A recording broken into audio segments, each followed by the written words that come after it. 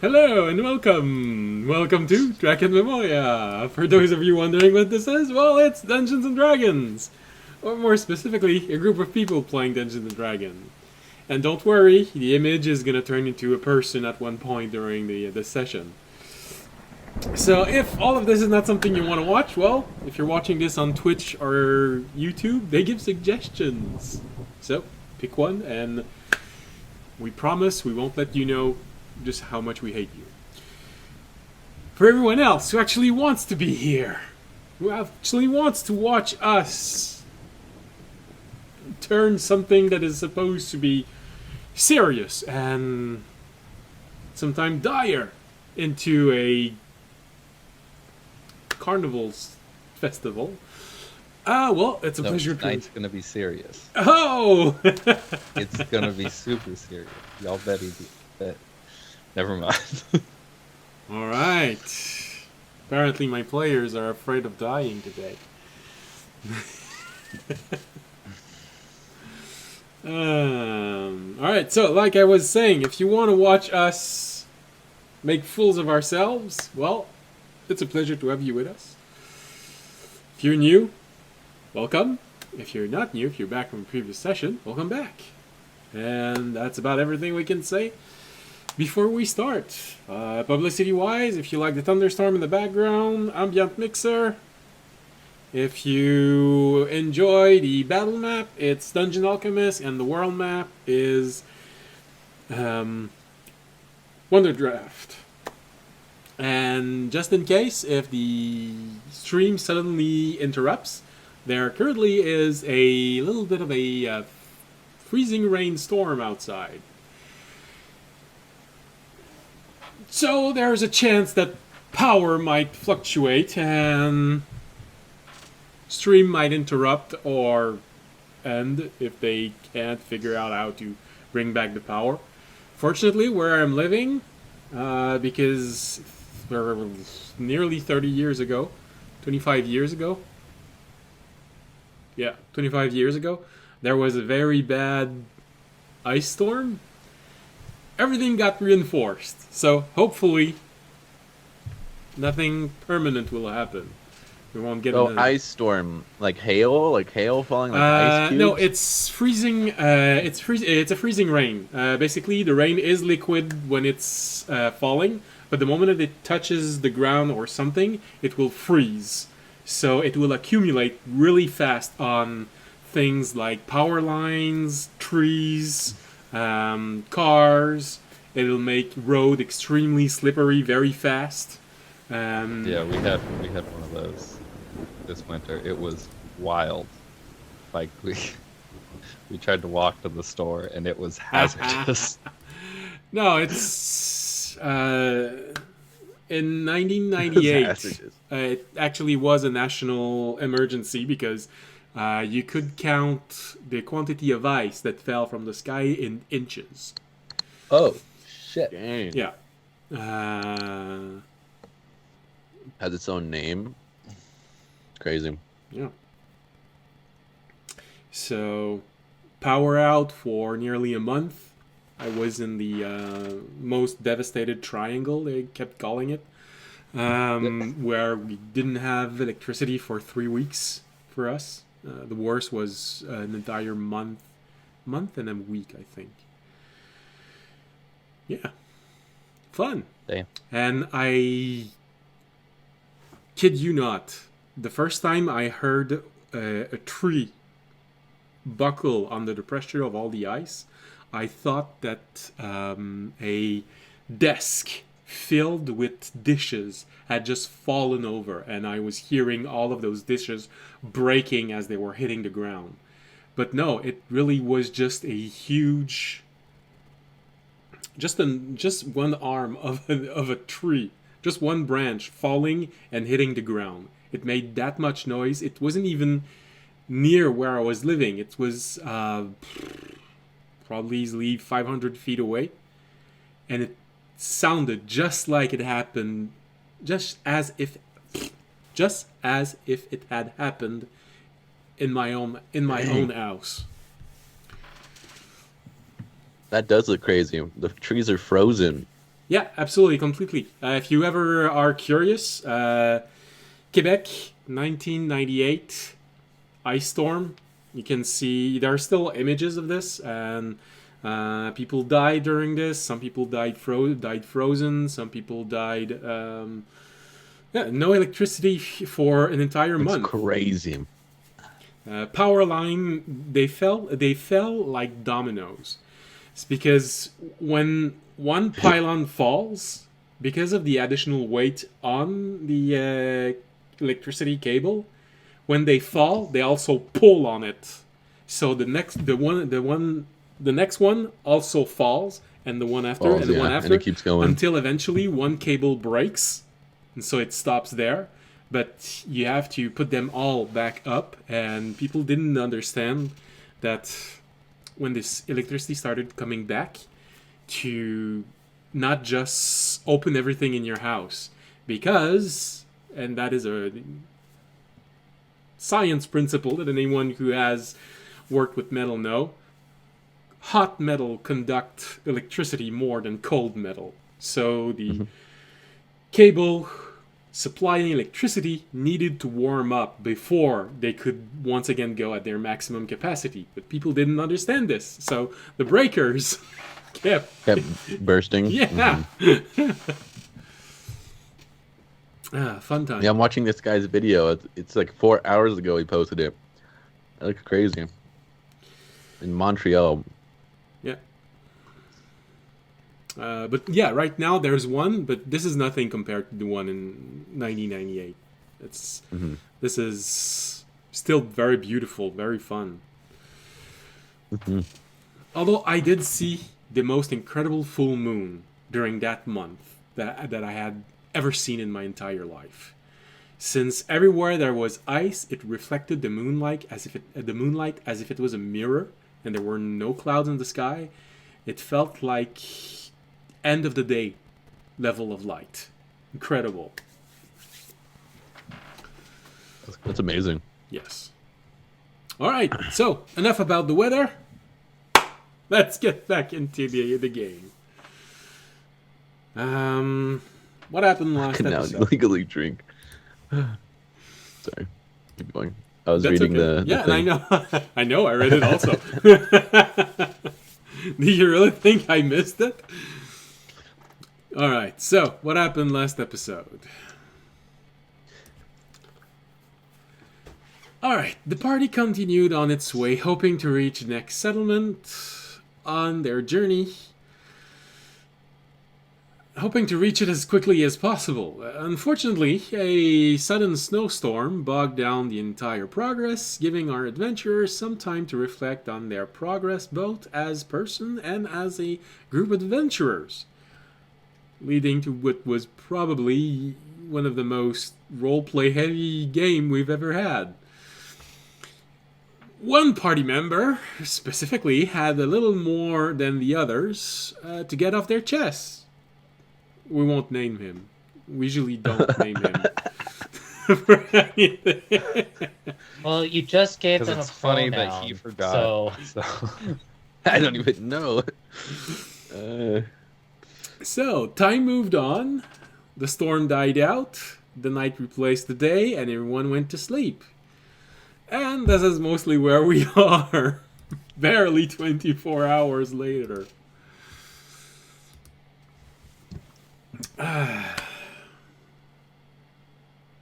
So, I believed we ended right after everyone decided to go to sleep. I believe, Tobiashi, you had asked me about reaching either your gloves or a deity again, but I think it was more your gloves yeah. that you were interested in. And my gloves, yeah. I think I remember that.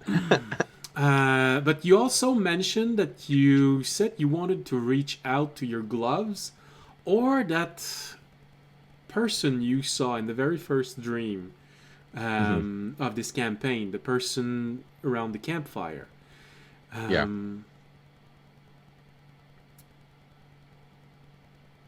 Which, in your case, was, I believe, your master. Because it was a different person for everyone.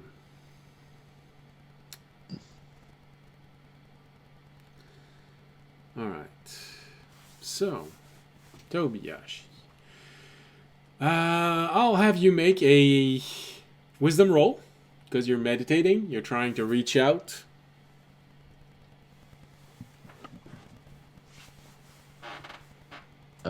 Just a straight wisdom? Yeah.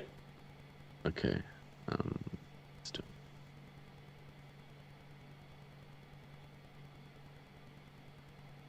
20. Alright. Sorry. 17 plus 3. Alright. So, what are you focusing on the most? Your glove? The person by the campfire? I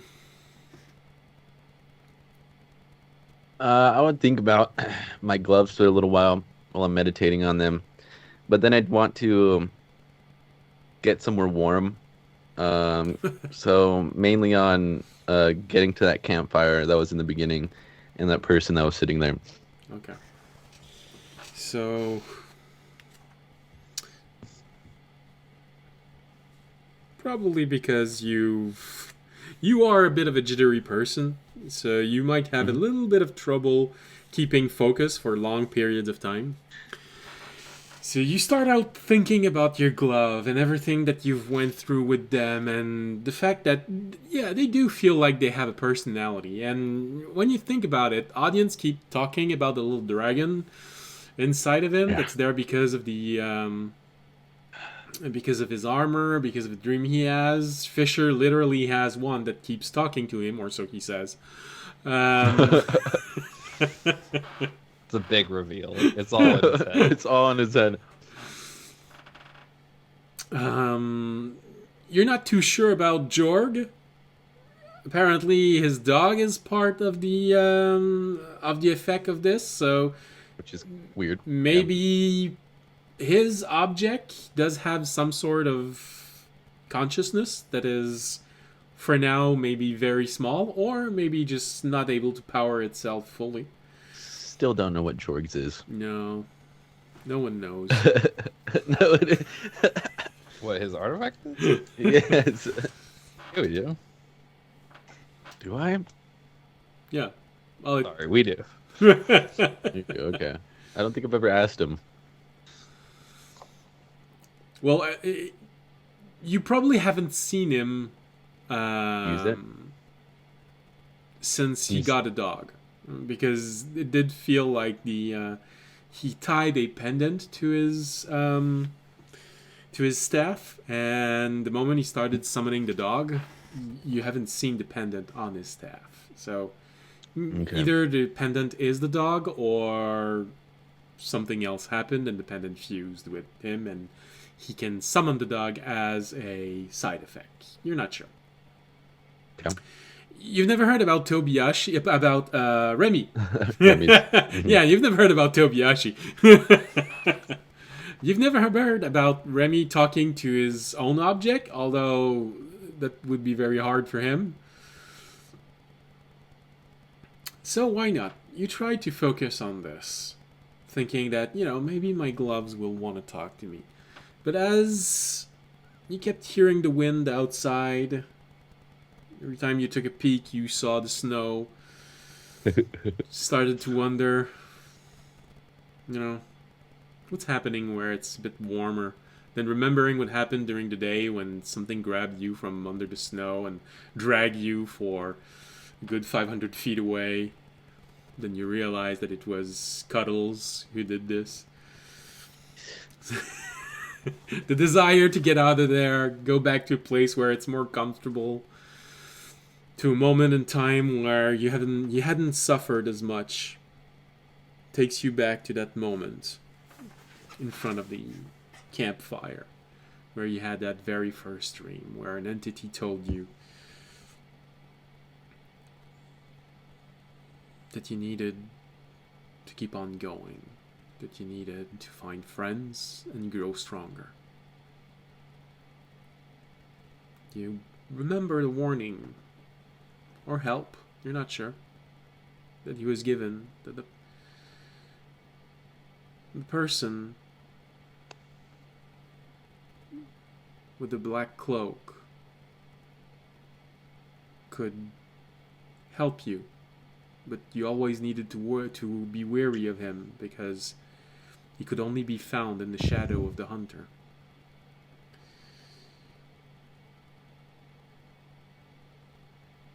Your meditation keeps on going like this, but your mind is drawn back to those simpler times, more comfortable around a campfire. Because even now, even though the dome is temperature controlled, there's no actual fire. You can't hear the crackling sound of the fire. It's always slightly reassuring, especially that it takes you back when you were traveling with your own master. The nights that you spent camping outside, sleeping outside. Not exactly sure if what was the most comforting was the sound of the fire or the fact that you know that your master could probably square off against a dragon and he was actually walking with you everywhere.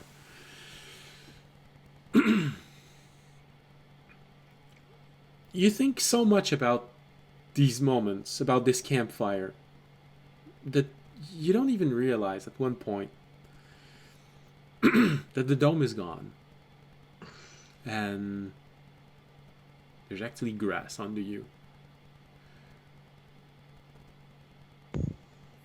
But what draws your attention is something that you've probably started missing a lot. Sunlight. You haven't seen the sun ever since you got into this island chain. But there's actually sunlight where you are right now. You realize the campfire is nearly out. You're hearing someone give out combat roars. Those ha! Ha! That you are so familiar with since you were very small. Of people training, hitting something. There's something slightly feminine in that voice. But also a little bit lower pitched than what you're used to hearing for a woman. You have a reflex of looking around, see where this is coming from, and you see a tree stump. And you see a woman training on the tree stump, hitting it hard. You're guessing she's probably a monk. You don't remember seeing her anywhere.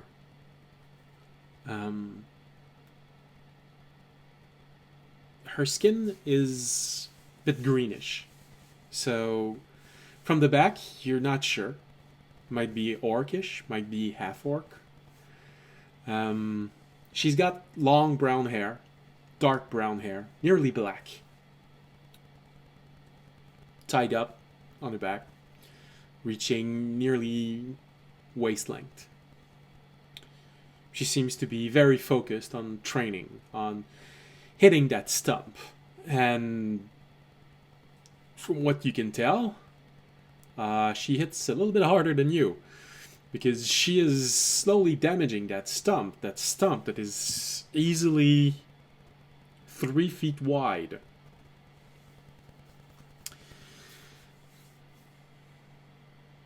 What do you do? I'll get up, make my way over there, slowly. Kind of just enjoying the warm air and the sun. Walk over to her. And, hello?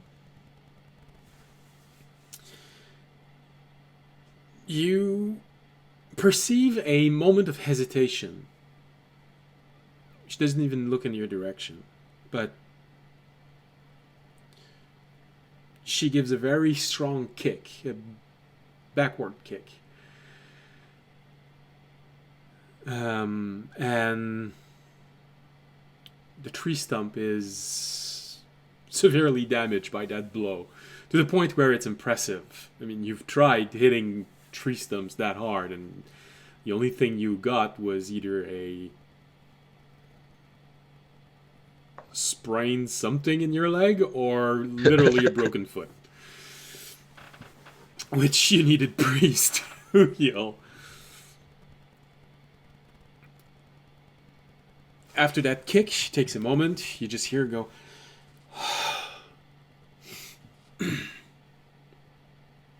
You recognize that moment of going back to this inner peace after giving it your all. And now that you think of it, yeah, orc, half orc, there was probably a whole lot of anger in those punched and those kicks.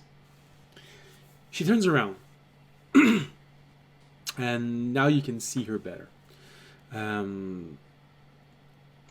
She's tall, a little bit taller than you.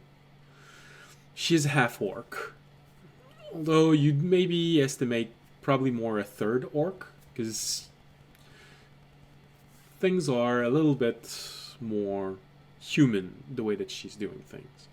But she's well built, very sturdy. You see experience in her eyes when you look at her. She doesn't look old. At most, you'd say she's probably in mid-20s. For monk,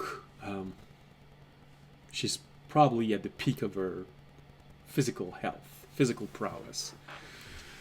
She can probably mop the floor with your face if she wants to. And seeing that it's a half orc, she has enough aggression to do it while having fun. She is fit with 5 C's. Yes, I said C's. Fit with 5 C's. Okay.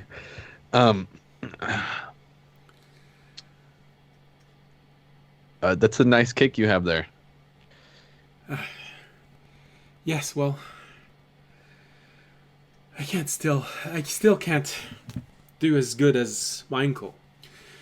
But, hey, not everyone can bust through a wall with its head. Yeah, I haven't seen anybody else do it yet. Believe me, it's impressive. Especially when you know there's someone else behind the wall and that was the intended target. Where are we at right now? She looks around. Well, I'm guessing between realms. Cozy place. Okay. Have you been here before? No, I haven't yet. I was just kind of looking for somewhere peaceful to go. I'm kind of in a dome in the snow on this island that doesn't have any sun. Yeah, well, yes. Some realms can be challenging. Well, you're probably slightly disappointed. I'm probably not the person that you were expecting to find. You know, That's correct. these entities, these powerful being, they do have a lot to take care of, especially now. So he sent me instead. Said that I might be Okay. able to answer some of your questions. Well, I'll do my best. Honestly, I don't recognize the realm you're from, so I don't think if I can be of much help, but I'll do my best. Okay. Yeah. I was mainly going to ask them if they're like watching us. I was really at the beginning of my meditation, I was trying to get into contact with, see if there's anything inside these things, and I'll hold up my gloves with like the gems on them and stuff. She takes But, a moment. I was- She looks at them, turns her hand around. Well, it's impressive craftsmanship. Looks a bit old. Yeah, they're nice. Yeah. Old-fashioned, Um, godly I makings. Yeah. I wouldn't say I was necessarily looking to ask him for anything in specific, mainly just on how I should be going about what I'm doing now. Well, what are you doing now? I'll look off to the side for a second. Trying to help my group stay alive and fight a wizard. And it kind of sounds weird speaking it out loud. Um, I've heard much worse. we're mainly, I guess, we're trying to put this beacon down in a tower, and so that the people we're working for can go there later and help them out. Um, but we keep getting lost in kind of like helping people along the way, which sounds wrong. I do want to help people. It's just I want to help more people than just like one or three people and get in trouble for it or like get attacked or something. Well, why Like, is it wrong for me to feel that way? Like to get the mission done instead of helping everyone that we see? wrong might be a strong word, but I'd say it depends on the intention behind this. If it's because you're afraid of dying, if it's because you're afraid of failing, then I'd say yes, it is wrong. Fear should never be the deciding voice inside of you. Fear is important. Fear tells you when there's danger, tells you when there's potentially more problem that you can handle, but fear only needs to be one voice, not the voice that decides. It's just one member of a council inside of you somewhere.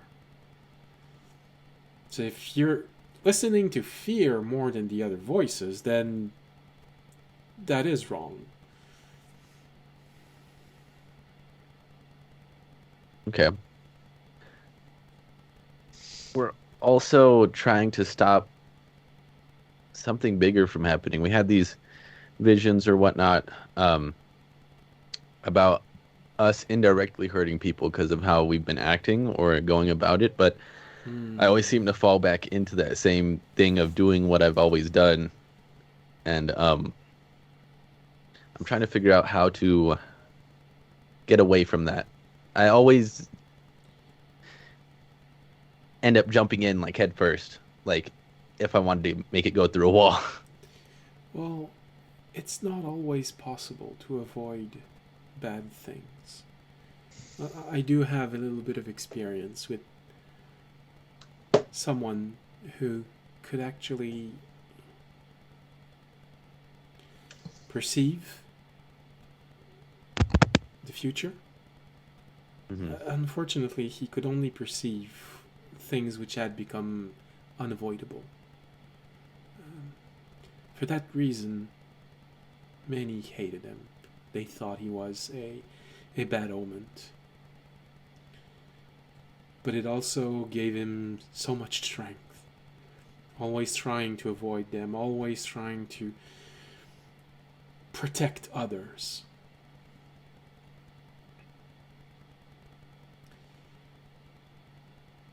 But he lived with that until he died. He actually died several times. Some of those deaths were horrible. Dying alone. Literally being the last man standing. In front of a creature. A being. And he had no chance of killing. Or even injuring. But he stayed. He kept on fighting. With both arms broken, his shield destroyed, his sword broken. He was the last one fighting. Sacrificed himself. till someone decided that this was wrong, and she suddenly used a spell and went back into time and put everything into jeopardy. And well, that's a bit of a different story. First time nights. Sorry, keep going. Sorry. I don't say that out loud. I'm thinking that in my head.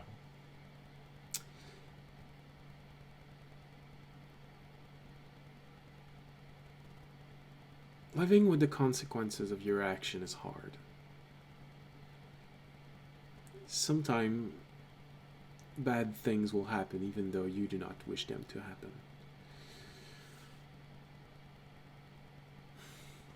Let me show you something. She turns around and she gestures for you to follow her. I'll follow. You just turn around, and as many dreams will do, it's a split second before you're in front of a beautiful meadow with a campfire, and then when you turn around, you're standing at the edge of what looks like a ravine. You barely see any vegetation around. But immediately your ears are drawn to the sound of fighting. Heavy combat. You look down and you realize that this ravine flanks a single path going in the middle of it, reaching a wall.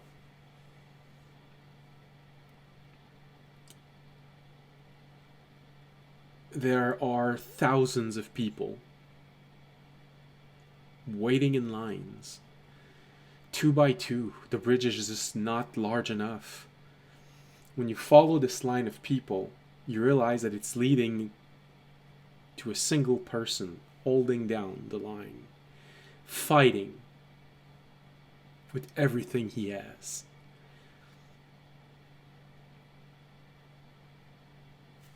She looks at you for a moment and says, "This is one of those days when he fought, survived, and was hated for it.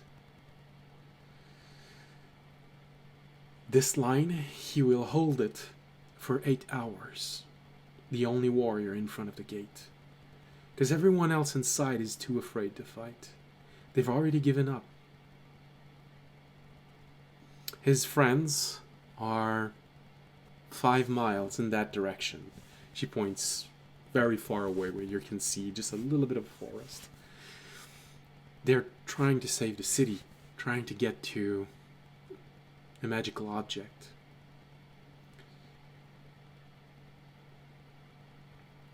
He knows that if he fails, because the city has already given up, they will just get in, kill everyone, and move on. So he simply drew a line on the ground, stepped in front of it, stared down thousands of people, and dared them to cross that line. Right now, he's been fighting for 4 hours. His armor is helping him stay up. Most people would have simply died of exhaustion by now. But his armor is keeping him up, helping him with his vigor. A little bit with his regeneration too. He will succeed. Don't worry about it. This is the shadow of a moment that happened a long time ago. When he succeeds and his friends come back, he will go back inside. Some people will cheer him, and then some will start hating him. Because For what reason? Because the only thing they see is the fact that him alone could have prevented that army from killing hundreds upon hundreds of their sons, husbands, brothers. And he didn't. When he arrived, He didn't. He stayed with his friend. He tried to help everyone else in a different way. Didn't work. So he chose this one. The only thing everyone sees is the simple fact that he made a wrong choice. In their eyes, he made the wrong choice.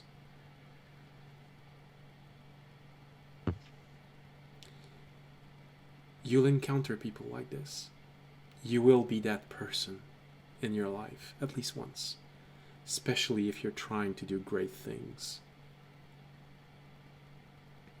People will hate you because you saved that person and not that one. Because you arrived 20 minutes late. And because of that, this garrison was overrun. You could have prevented it. Maybe you decided to help them in a different way. You can't save everyone. There's too many. You will do your best. Try to make the best decision, but some things are impossible to avoid. Some things can be avoided. So long as something hasn't been fully stated, it can be altered. But in his case, she points back to the warrior fighting. In his case, he saw that very moment where the combat ends. He entered combat knowing everyone would hate him for it. But he did it anyway.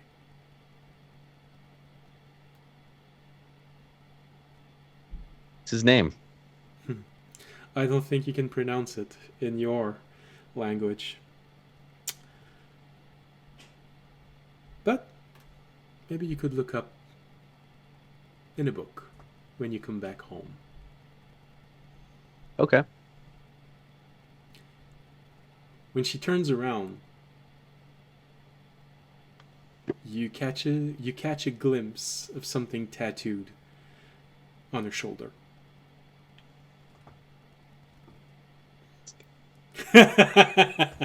Yes, audience, do you want to say it out loud? What is it? Fine, you can say it.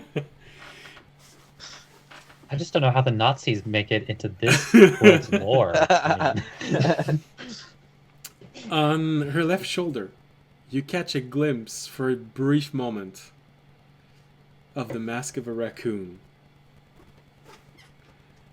The moment you recognize it, you find yourself once again in the bubble. Oh, I was gonna ask her name. All right. I'll wake up. Well, I guess unmeditate, right? Did I fall asleep while meditating? Is that what the consensus? There's you're probably not meditating, you're napping. I know the difference. I'm just sitting there. Well, probably it started meditating, and at some point you probably relaxed a whole lot, and since your soul was ripped out and sent into a demiplane for a few moments while you had that conversation, it probably looked like you passed out for a moment, yes. Okay. You wake up in this odd position where you just stop functioning, and you just... and when you wake up... Oh man, I'm gonna feel that tomorrow in my neck. In my neck, yeah. After that, I'll just look around and then fall asleep.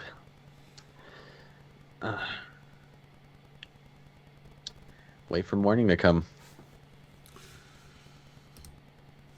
And, you know,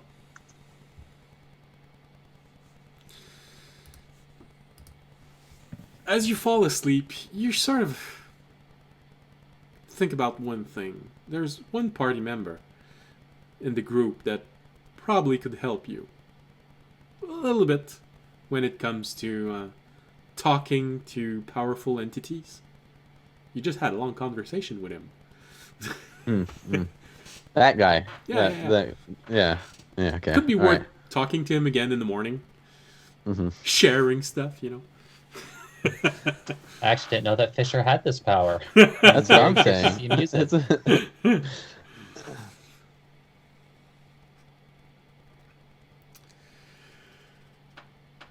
So, apparently we're not gonna get our druid tonight. He's gonna fall into the arms of his blanket. Now he's whining and dining the Russian rockets. Uh-huh. All right. Interesting. Let's hope we do not get into a whole lot of fighting tonight. So, I mean, his part of the plan was he was just supposed to be my blind eye seeing dog, so I don't think he could talk during that anyway. yeah, but you know, you're all very, very good at making sure that trouble follows you wherever you go. So, Right. I don't know what you're talking about.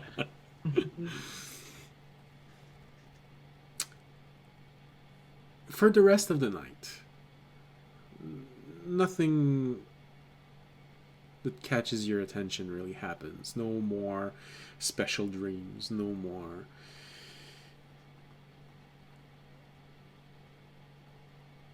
encounter with strange entities while you're sleeping. Although, Fisher, you are awake. Well, of course, but what I mean is you're conscious for a moment during the night where your attention is drawn to Sachet as she is thrashing around. She seems to be having a very, very unpleasant, aggressive dream.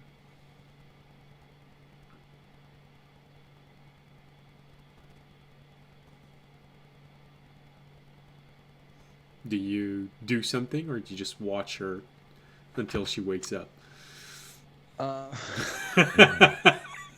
I think Fisher's experience with dreams is rather limited, and they're always extremely important. So I don't think he'd wake her up. All right, then in that case, you... Like she's supposed to experience this. She'll come out stronger at the end. Yeah, like Well, in that case, you have this moment of, oh yeah, no. It's always better with dreams with everyone, you know, she probably needs it. And then she starts thrashing around more and more, and she starts screaming, and it starts getting really freaky. Starts firing a couple Eldritch blasts. Bounce around in the bubble, almost hitting audience. I feel like at that point I'd wake her up. More, yeah. More because you don't want to start remembering someone having a night terror for the rest of your life. Well, just because I think she's gonna wake somebody else up, Okay. and then if they think something's wrong, and I was just standing here, that's awkward. Maybe something is actually wrong. So when she... In actuality, Yeah. the whole party was like went through another time jump, but without Fisher. No. Yeah. So now you understand why I keep asking you from time to time if you actually sleep, because some of them are hints that something might happen. I try sometimes. I'm bad at it. Also, we're in the middle of a forest I of know. zombies. I know. Well, I'm not gonna start a chapter in the middle of another chapter. Also, it'd just be really awkward because, like, the last time we went on that particular adventure, like, we were actually in there for quite a bit. Feel like we would have gotten eaten by zombies by the time that we woke up, or would have woken up from a second trip. Yeah, well, it depends. Last time you were there for a long time, but only a night happened while you were out. So, yeah, odd times. I mean, we would have had like an 8-hour time limit. Yeah. You just lived an entire week in 8 hours, so... So, Fisher, when you start seeing her getting more and more panicked before she starts waking up others, you already are seeing audience in the first signs of he might be getting disturbed by this.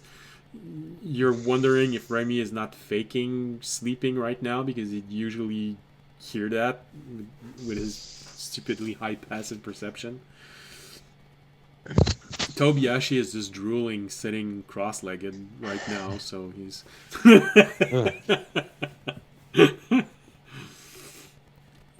You wake her up. Well, at least you try. It takes more than a single attempt. You initially go at it gently, then go a little bit rougher, and then eventually you just snap her out of it. Not the same way Tobiyashi did with audience when he nearly got his heart attack, but you know. You don't want to course in first aid with Remy. Really would get awkward.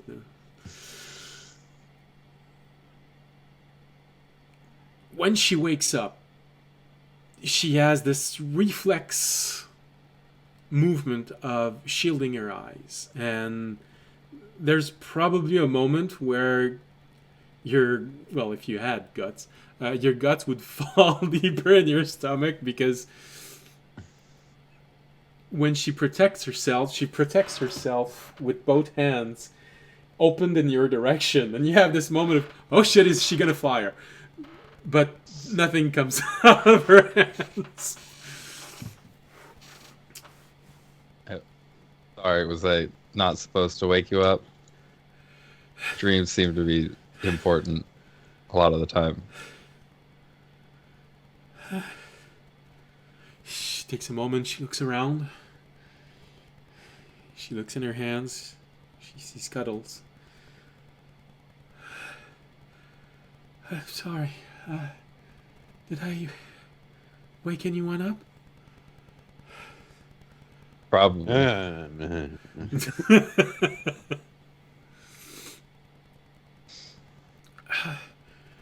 sorry. She wipes her forehead, and there's sweat on her forehead and on her hand right now. I'm so sorry. The past few days, I was expecting this to happen a little bit more. I was maybe hoping it wouldn't have.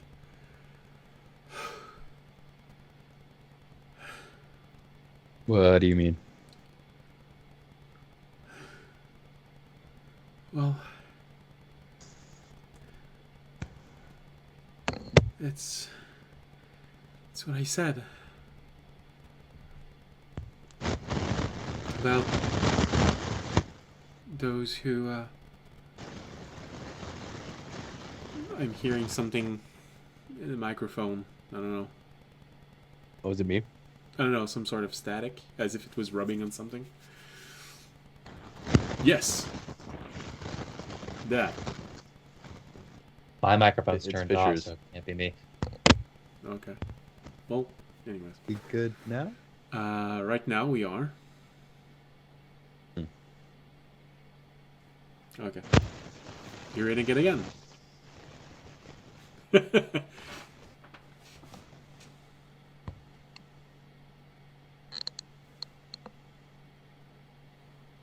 Alright. It's as if the wire from someone's microphone was not fully plugged in, and movement makes it so that something happens. I don't know. Yeah, I mute. My headset has like a mute switch on it, Okay. and I muted myself because I had to cough. And then when I unmuted, that's when you said there was like a noise, Oh. so I'm messing with the switch. Okay. But I couldn't hear it, so let me know if it comes back. Okay. All right. So, let's.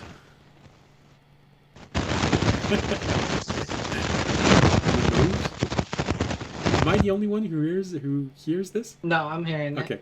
No, I'm hearing I it. could hear it. Okay. I just don't know where it's coming Sorry. from. Well. I mean, it's definitely me because I'm the only one not hearing it. Okay.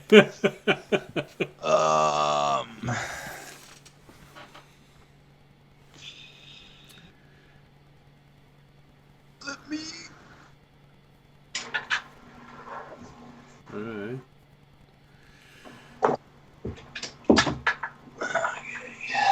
Technical problems. It always happens. Let's talk about all the things that we're not sponsored by, like Coke. Yeah. Well, here it's Pepsi. Oh, It's the only one of the rare places in the world where Pepsi actually managed to have a successful campaign. Mostly because of one of our actor, comedian. You know. How about I think now? comedians are kind of an actor. No, right now I'm hearing this. I'm hearing. It's as if you were rubbing a feather on your microphone. It's like a white noise. Yeah. it is white noise, yeah. Oh, what? That's great. We're hearing it right now. And now we're not Yeah. hearing it. Okay. Now we're hearing it. Yeah. Why? Perhaps it's the aliens trying to communicate with us. Yeah, well, you know, they heard Tobiashi's request and they felt like there was something more to say. So now they're contacting us. Oh, no, they came to pick up their kid. Oh, yeah, no, that makes sense also. Calling me an alien? Well, then that's one way of interpreting it, but You are definitely a foreign entity that we do not fully understand. I'll take that as a compliment. Yeah, no, we love aliens. Well, I at least I do. All right. How we doing? Right now, I think it's good. Okay. We're gonna try it like this. So it didn't really do anything except unplug and plug back in my Well- headphones a couple times. When you talk, I can still hear it, but it's very, very faint. Probably a lot of people who will be listening to this at, I don't know, half volume will not hear it. So, You have a fan on in your room? My computer fan, That's probably it. but my mic shouldn't be picking that up. well, I think my microphone is picking up my computer fan, but that's not what I'm hearing. All right, so where were we? Ah, yeah. I was breathing heavily because I was starting to see stars. So, so she looks at you again for a moment and looks down. Oh well, it's what I was talking about. The last thing you see when the ghost sucks your soul out are the maws in her hands. For those who have seen it, it never leaves their mind.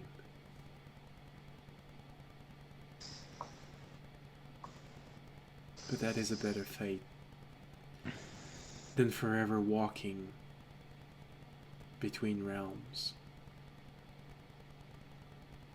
Not dead, but unable to come back alive.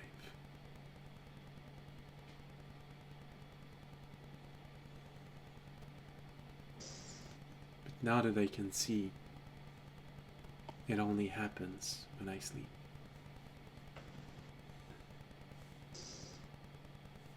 So if you're thrashing around like that, you do want me to wake you up. I'd prefer it.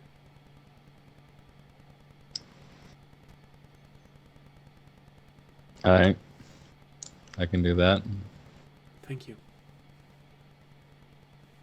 I'm sorry to have disturbed Something happening. you. I would. I mean, I don't really get bored. Otherwise, I would have gone insane a while ago. But, you know, I would imagine that sometime. like you guys get to sleep. I just stand here for 6 hours. I imagine sometime as much as 8 or 10 sometime. And then when everyone's very tired, they tend to sleep just a little bit more. I guess never thought of it like this, but it must make life very long. It does. Or I think it does. I mean, I also both have and have not been around for a very short amount of time. So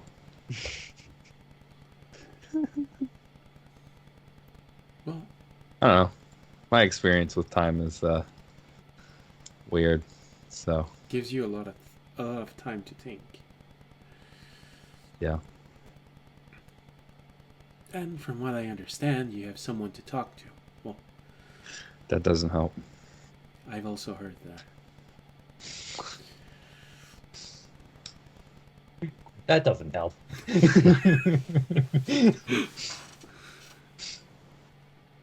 Well, maybe you should think of it like this. Maybe he's also bored out of his mind. Oh, I am aware he is. He lets me know. Well, maybe, and she moves scuttles when she say this. Maybe you should find a artistic goal, artistic interest to. To recharge, I can't move. That's kind of the problem. Isn't there a way for the other to take over?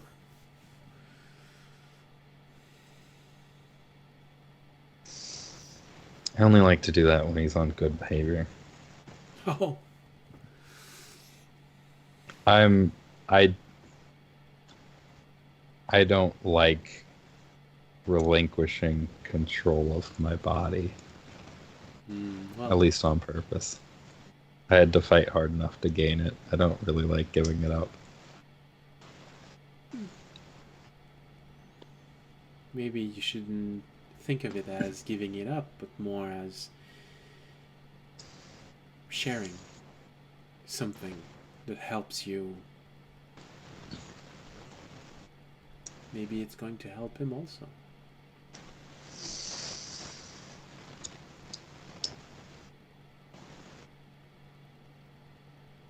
Think of it like this, you know? If he doesn't have a place where he can go, then he's always just sitting there all day long and I can't know. do anything else. He can't. He mentions that too. Oh, okay. Sorry.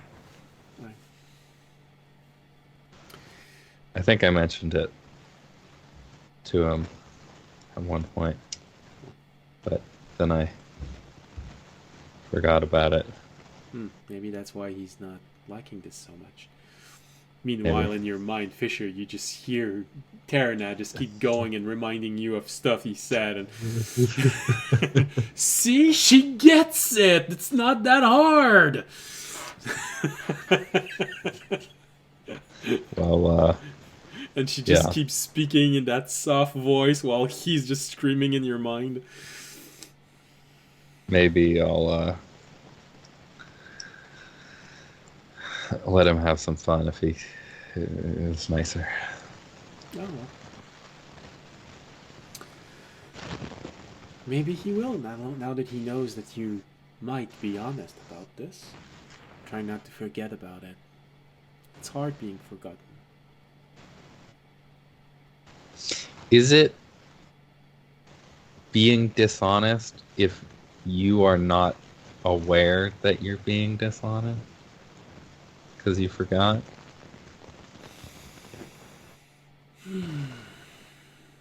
Sorry, go back to sleep. That's Go unnecessarily back to bed. unimportant philosophical stuff.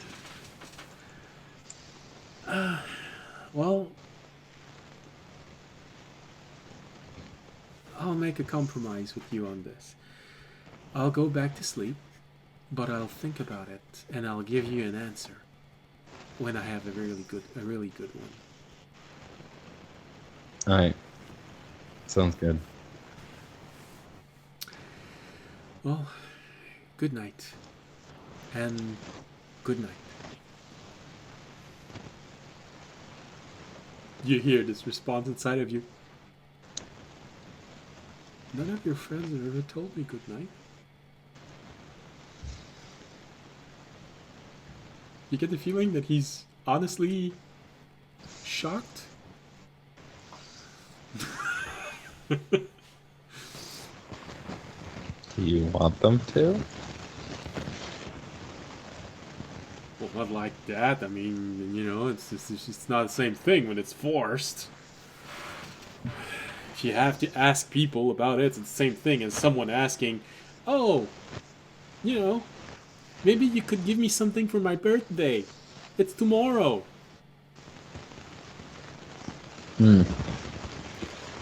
Well, the generally, the white noise is getting stronger and stronger. And it's always when you talk, so I'm sure it's your microphone. Pterodactyl Yeah, is get a better getting mic, increasingly upset. That's what. yeah, that's super weird. So now Also- it disappeared. It's back to normal. I don't know what. The volume thing just popped up on my screen. I hadn't hit any buttons, but the volume thing popped up and changed. Okay. So I think there's a mildly loose wire. You know what? I'm gonna Stick it in the back one. plug it in a different port. It is in the Yeah. back port. Oh. Well, the problem is I need to have it through US adapter. Or I mean, maybe that's the problem.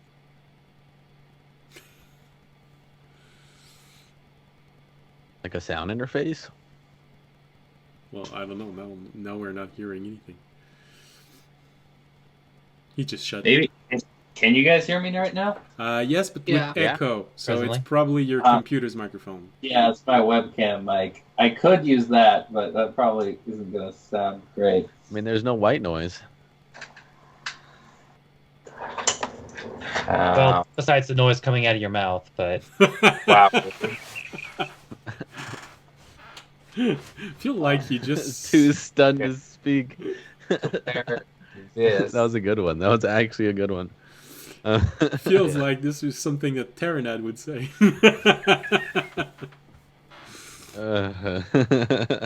All right. How about now? Well, for now it's good. We're gonna let you know if we start hearing the Okay, white noise yeah. again. All right. So yeah, like he said, it's like asking everyone to give you something for your birthday when it's tomorrow. There's nothing honest about this. Right. Well, generally people only spontaneously do nice things for you when you don't call them bad names and make fun of them. No one has ever heard me call them anything. No, but you have called them that, and so that's what I have told them you called them. No, I was there. You never told them. Okay, I haven't. You're welcome. I haven't told them what you call them. I do let them know your general vibe. So they're not being nice to me intentionally, not knowing anything else. It's their natural way of being with me. Well, I let them know that you're rude. Yeah, that's what you say. They've never had And they confirmation trust of it. me.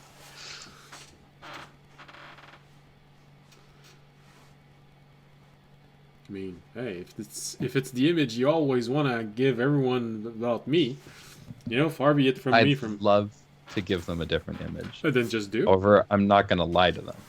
You don't have to So- lie. That's on you. I am continuously helping you. You are. You don't mention that. That's because you're generally an ass about it. Am I being an ass when you are asking for magical energy? Do I say anything about it? No. But But when whenever I ask something, you're scared that you're gonna lose your independence. I'm not. We've got past that. Mm-hmm. I'm not scared that I'm gonna lose it. It's just that I don't like giving. It's uncomfortable. Mm-hmm. It's a give and take relationship. I get it. I give and you take. Exactly. Mm-hmm. I moved. Hey, you could be on a shelf in a dark room, right? You get to see things. Yes, and you'd probably You get be to dead move if I around. was on that shelf in that room. Yeah, and as you've brought up multiple times, you feel that being on the shelf in that dark room is the worst of those two experiences. So I'm just saying, you're showing a little bit of selfishness. oh, I'm sorry. I'm selfish with the use of my own body. You put me in there, so technically it's our body. But no, you always have the piloting seat.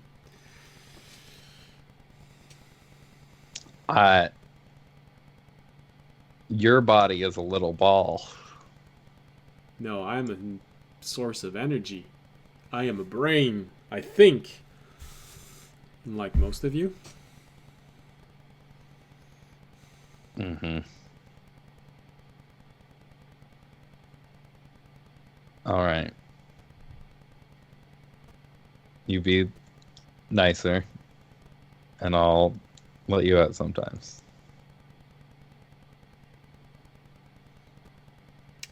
Yeah. I've heard that before. Okay, yeah, well, I forgot. Remind me if I do forget. Nicely. Mm-hmm. Siri, set reminder for. Yes, yes, of course, of course. All right. So, where are we? How's this? You get 10 minutes. Oh. And then I give him control.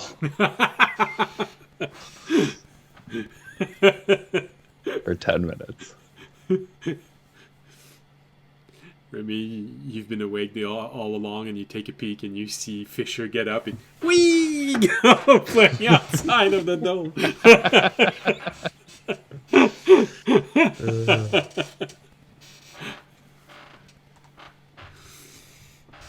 Does cartwheels. Unfortunately, because of their natural dexterity modifier, they're not good. He I don't know. cartwheeled Very himself into a tree.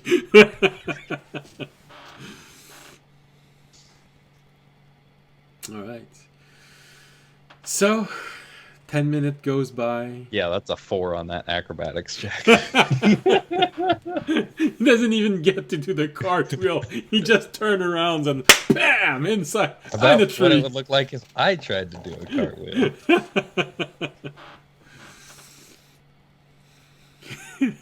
and Remy, you hear Terranad go, oh, he's going to feel that in the morning.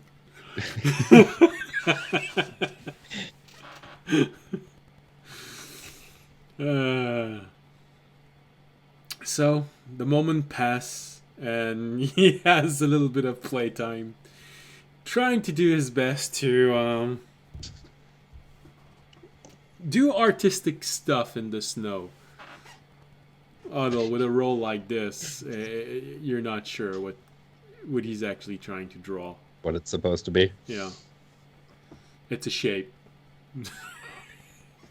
Question is like, where is the oil? It's a leaking out penis. from? I just don't recognize it because I don't really know what it's Because you don't have supposed one. to. Yeah, exactly. Lack of comparison. Yeah. All right. So Or really thinking about it, I think like the only ones who like actually like have an Audi are like 2 party members. mm, Depending on your perspective anyway. I'm not sure I where don't our think audience this is decided something to... we need to get into. I'm just saying I understand where the confusion might lie. How do you have a frame of reference if you haven't seen any or many? okay. So yeah, he tries to do stuff in the snow, but nothing recognizable. Just take a moment, look at a few elements, a few of the trees. He spends a few full minutes looking at a very specific tree. Don't know why, but and then eventually you come back to awareness. You're hoping it's only been 10 minutes and not 5 years, but you you look around and you're in the dome again. Your feet are wet. You're not sure why. When I give up control, can I, if it's like purposeful, can I see what's going on? Or is it just kind of like into a void? No, not completely into a void. It's sort of a very deep dream. Everything loses a lot of its matter, of its strength. Visual elements become so dim. It's like trying to peer through fog. Very dense fog. Sounds become muffled. Smells become near impossible to recognize unless they're extremely powerful.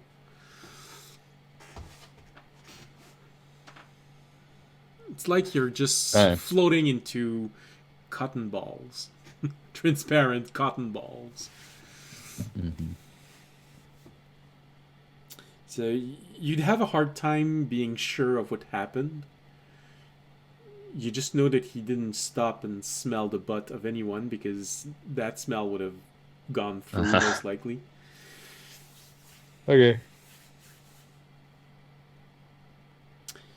So when you come back, you're inside of the dome. Your feet are wet. You're not sure why. No one has a mustache, so that's good. Mm-hmm.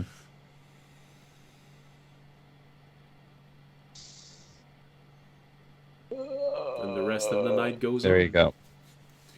If you want more of that, you got to be nicer. Oh, yes. We're back to negotiating now. Wait, so you let him control you? Can't believe it. That's disgusting. Shut up. You fell asleep meditating. He's already inside. Okay, that's true, huh? Were you going to say he's already inside of you? Yeah, I was going to say that. So, eventually, morning comes. You keep on talking with Terranad, and eventually it starts going round in circle. Where he just keeps bringing back the argument of you're using this as a way to monetize freedom time, which is not nice. It's a reward for good behavior. Mm-hmm. He just keeps reminding you, like prison. Yes, I do feel like this. Or, like, a parent with a child. Oh, that's not too nice for you. I mean, you're a bit smarter than the child. You know that's not what I meant. Are you sure? That doesn't even make any sense. When was the child actually? I don't know. Yes, you say as the sun is Maybe slowly that's how kids. starting to rise in the horizon. Slowly, everything starts becoming warm again around you, and pleasantly enough, well, let's have confirmation of this. Pleasantly enough, it hasn't snowed during the night, but temperature is not getting any warmer, so you still have snow probably up to just below your knees. Well, except for Remy, mid thighs.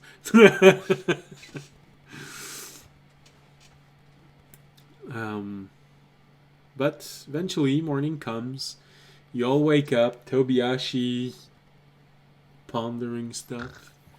Audience maybe disappointed that there's not a new, very impressive diorama in front of you of a battle scene. Remy smirking as he heard bits and pieces of everything that happened during the night.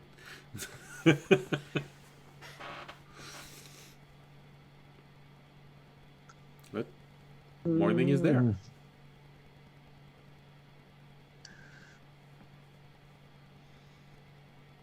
Anything you'd like to do before the screen starts moving on? Push forward on the time. We see you go. Sorry, we already began the level, and it's a scrolling stage. I'll start to stretch. This time I kick Jorg in the rib. No, I'm just playing. I like up stretch. Look at everyone. Oh, you guys just let me sleep like that all night. Do you not want me to? My neck hurts. You just hear a big pop. Start dying. And since all of this is happening in fast forward, because I just push the fast forward button, you hear everyone in a very high pitched voice. Oh, this is incredible!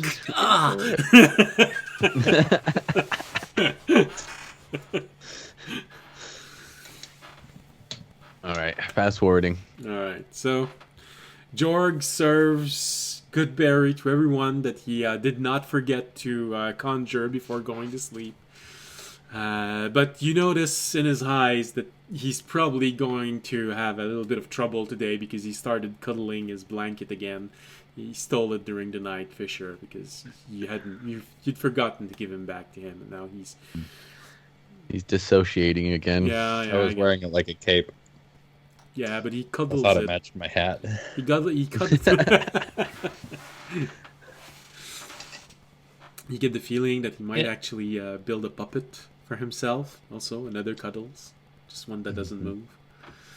Yeah, at some point, I think we have to have an intervention with him about that that blanket, because it's. Yeah, I think he's going to start developing a dependency. Start. It's made of a certain kind of moss that when you rub it, it releases some fumes that really chill him out. Yeah, it's the smell of the pines. It's definitely not some narcotic that's being secreted by the blanket. Yeah, he made some good berries for everybody else and a good mushroom for himself. As he's giving you all the good berry, he goes in a corner and just goes, oh.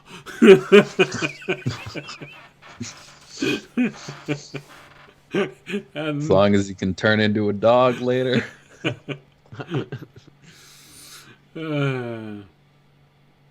Wraps the blanket around himself, change shape into a dog, and it becomes a dog wearing a little coat and cloak.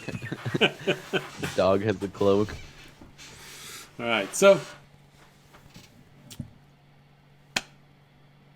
good meal, eating a single good berry, but as always, it's filling, not satisfying, but it's filling. And you go back on the road. You I made a small mistake. Last episode, I said you'd be arriving early in the morning, but I forgot that you spent most of the day sleeping. So instead, you're gonna arrive late in the evening. And oh, interesting. You go back on the road. The day looks quiet. All you have to accompany your travels are the crunching noise of your step in the snow in front of you. You probably have this moment of, how do they keep the road clean? And it snows a lot. It feels like everyone would just get bogged down. But after an hour, you sort of get your answer, because you start hearing someone arriving in the distance. And they're apparently using something that's pushing the snow to the side. And there's probably a moment where you feel excited about seeing this. Then you realize that it's a group of 7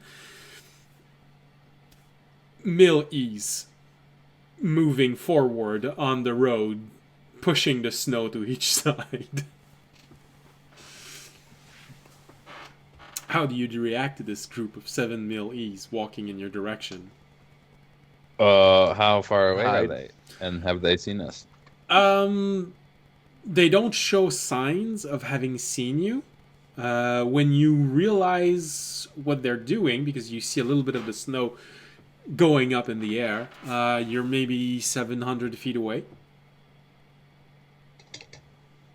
Are there trees and stuff? Yeah, it's still... Then I think we try and hide. Yep, Yeah, I let's agree hide. with that.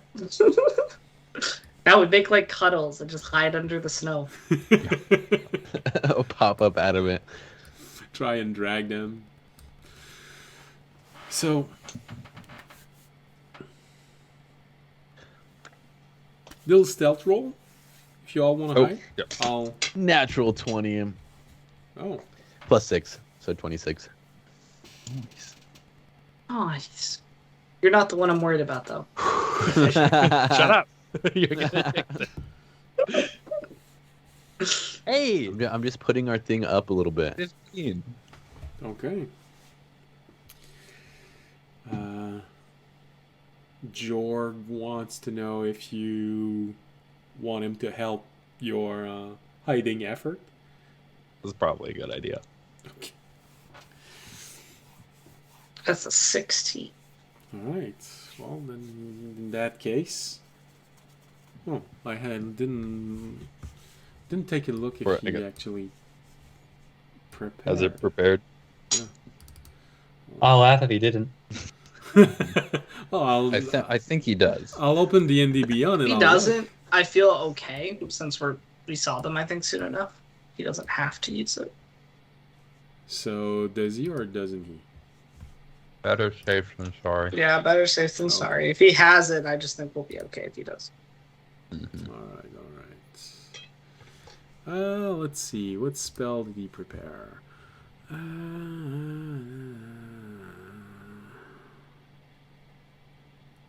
Pass without a trace. Yes, he did prepare it. All right. Well, in that case, he will use pass without a trace and make sure that you pass without a trace. You all hide in the trees, in the forest. You look.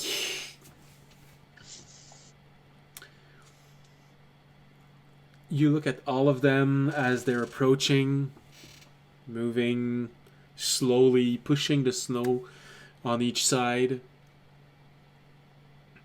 You're hiding, what, 50 feet away? Yeah. Okay. You see them moving forward. And they're just about to pass in front of you, and then you see them all stop. One of them turns around and look in your direction. Sorry, I rolled a natural 20. Throw a snowball. No, just Snowball fight! One of them looks in your direction, Yes. and you just hear this emotionless, near empty voice just saying, "Do you need assistance?"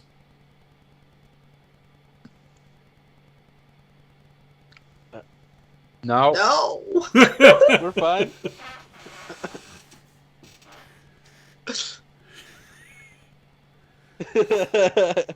Hey, wait a minute. Thanks for clearing the snow.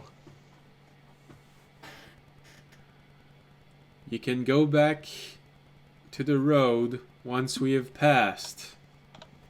Move along. They start moving away.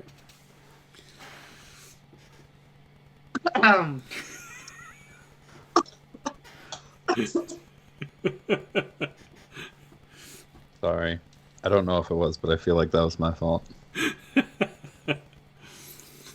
I mean, I wasn't seen.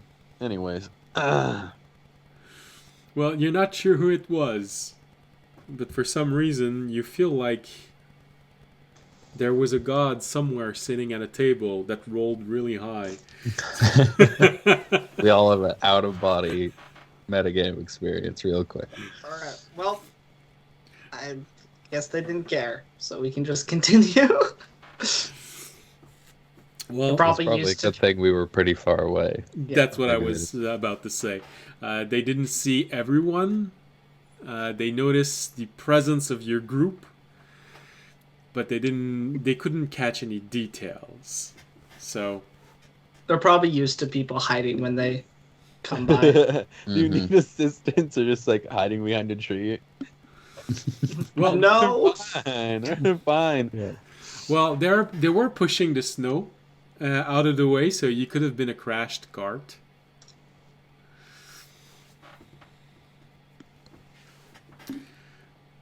It does force you to think about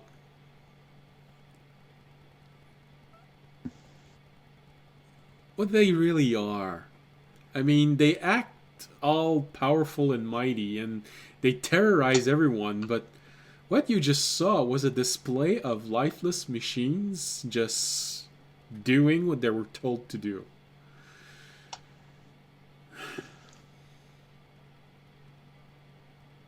Then you all turn to Fisher. Realize that he used to be like this.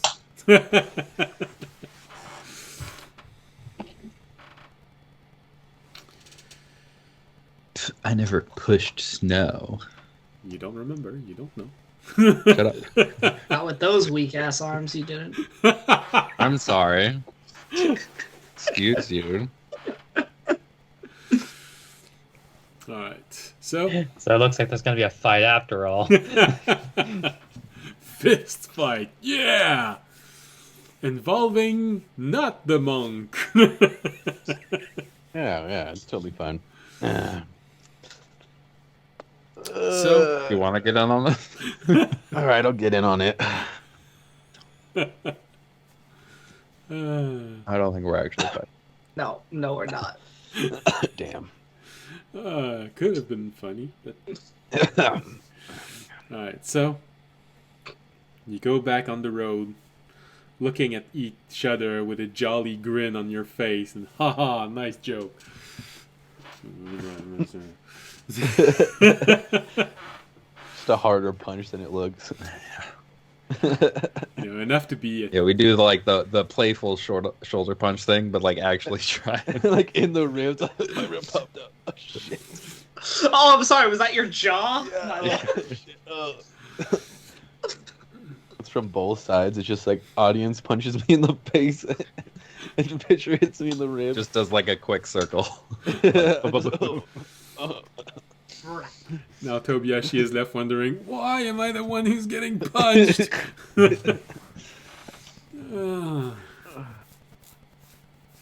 All right. We're only a couple hours out from the town, I think. Well, Hey guys, Now, yes. Like I said, you were walking for a while. That probably happened in the beginning of the afternoon. Yeah. You know, you're probably arriving there in maybe 2 hours, something like this. So just to clarify the plan, if I'm remembering correctly, Jorg is turning into my eye-seeing dog. Fisher's assisting me onto the train as an old man, and then we're finding a window or a cart with a window that they can see in Sachet and Toby, and then Sachet is getting in Toby, and Remy's doing his own thing. Wait. Sachet is getting inside of me. No. She's getting you inside the Oh, train. she's getting me inside the yeah, car. she's getting you inside I'm the like, car. how is that gonna work? She's gonna shove you inside of that cart head first and really deep. Yeah, she's actually a what's it called? She's actually a body snatcher. You don't know that. Sounds Well, good to me. Either that or Sachet's not a woman. She could still be a woman. Absolutely getting paid. Anyways, Yeah. All right. You know To what? Fair enough, clarify. Fisher. hey, clarify. Yes. Good clarify. All right. Sachet does remind you, Fisher, that maybe it's better if you don't walk in there fully weaponized. Oh, right.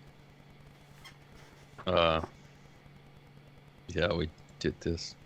Audience, can you open up your... Yeah. Open up your hole. Yeah. This This is getting where- weirder by the minute. the room. I'm opening up my room. He opens his hole and then you shove a long sword inside of it. I think. Yeah, well, my flail, javelins, longbow, and shield are already in there. Yeah. So we just need your greatsword, Yeah. and then I Nope. will put. Oh no, I guess I the don't. whip. I'll put the whip in there. Yeah. Oh, I should put my shield in there, to be honest. Sachet takes a moment and says, "Oh, hold on a minute." Do they carry She thought the whips? whip was very interesting. Perched up a little bit. No. She sees the whip and she says, "Well, we need something to tie around Jorg's neck, something that has a little bit of rigidity, because it's supposed to be a guiding dog.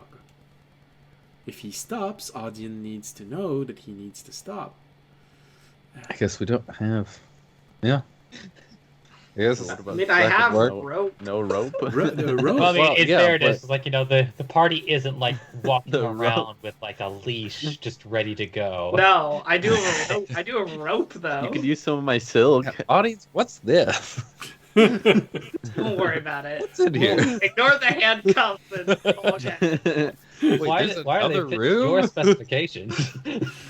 Just like if we had the whip around Jorg's neck, we could just instantly banish him whenever we want to. It's I a mean, blink dog. Bad because boy. he was returned to the Get him out of here.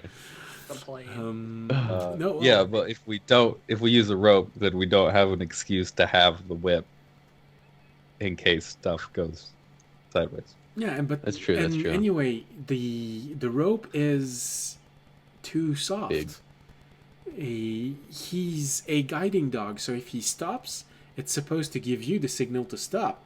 If you just have a rope and the only thing you have is the tension in the rope, you're just gonna keep. Well, that's gonna sound weird, but you're just gonna keep jerking off with Jorg. So Yeah. I hate when things are too soft to jerk off.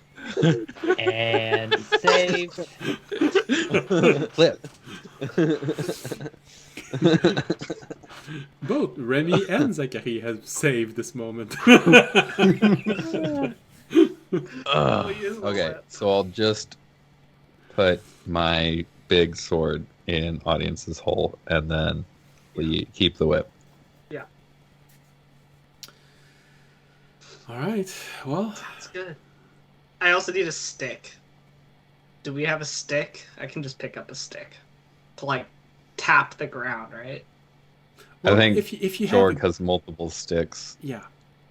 You can use one of his while he's a dog. Yeah, fair enough. I just need something to tap the ground with. Well, got you also are supposed to have a functioning guidance dog. So I think people can overlook the fact that you don't have a stick, so long as the dog keeps doing things he's supposed Yeah. to be doing. The stick is to whack the dog when it gets out of line. Now the stick is just, I'm just an old man. I just need a stick. No, hold on. Raimi opens his beak. Hey, you kids, get off my lawn! Yep. Alright, Last time we had I a- can take Georg's staff. Then if things go south, we can also have his staff out. Yeah. He's got a +1 quarterstaff that he is not currently using. I'll put my ball in my pocket, my front pocket. Yes. And I have a knife. Do you want me to put that in the thing too? Will they see my knife? I don't know. You're with Sachet. You and Sachet are doing something different. Okay. Yeah. All right, that's good. Anyways, during the Middle Ages, daggers were considered tools more than weapons. So usually no one would say anything if you had a dagger on you. And it looks like a tooth, so Mm-hmm. it's not made out of metal. Yeah, it's just looks Oh, actually, wait, hold on. Raimi can just reveal his bracers. Oh, okay. What do they do? hide daggers. Just reaches into one of them and pulls out a dagger, and then just puts it back in.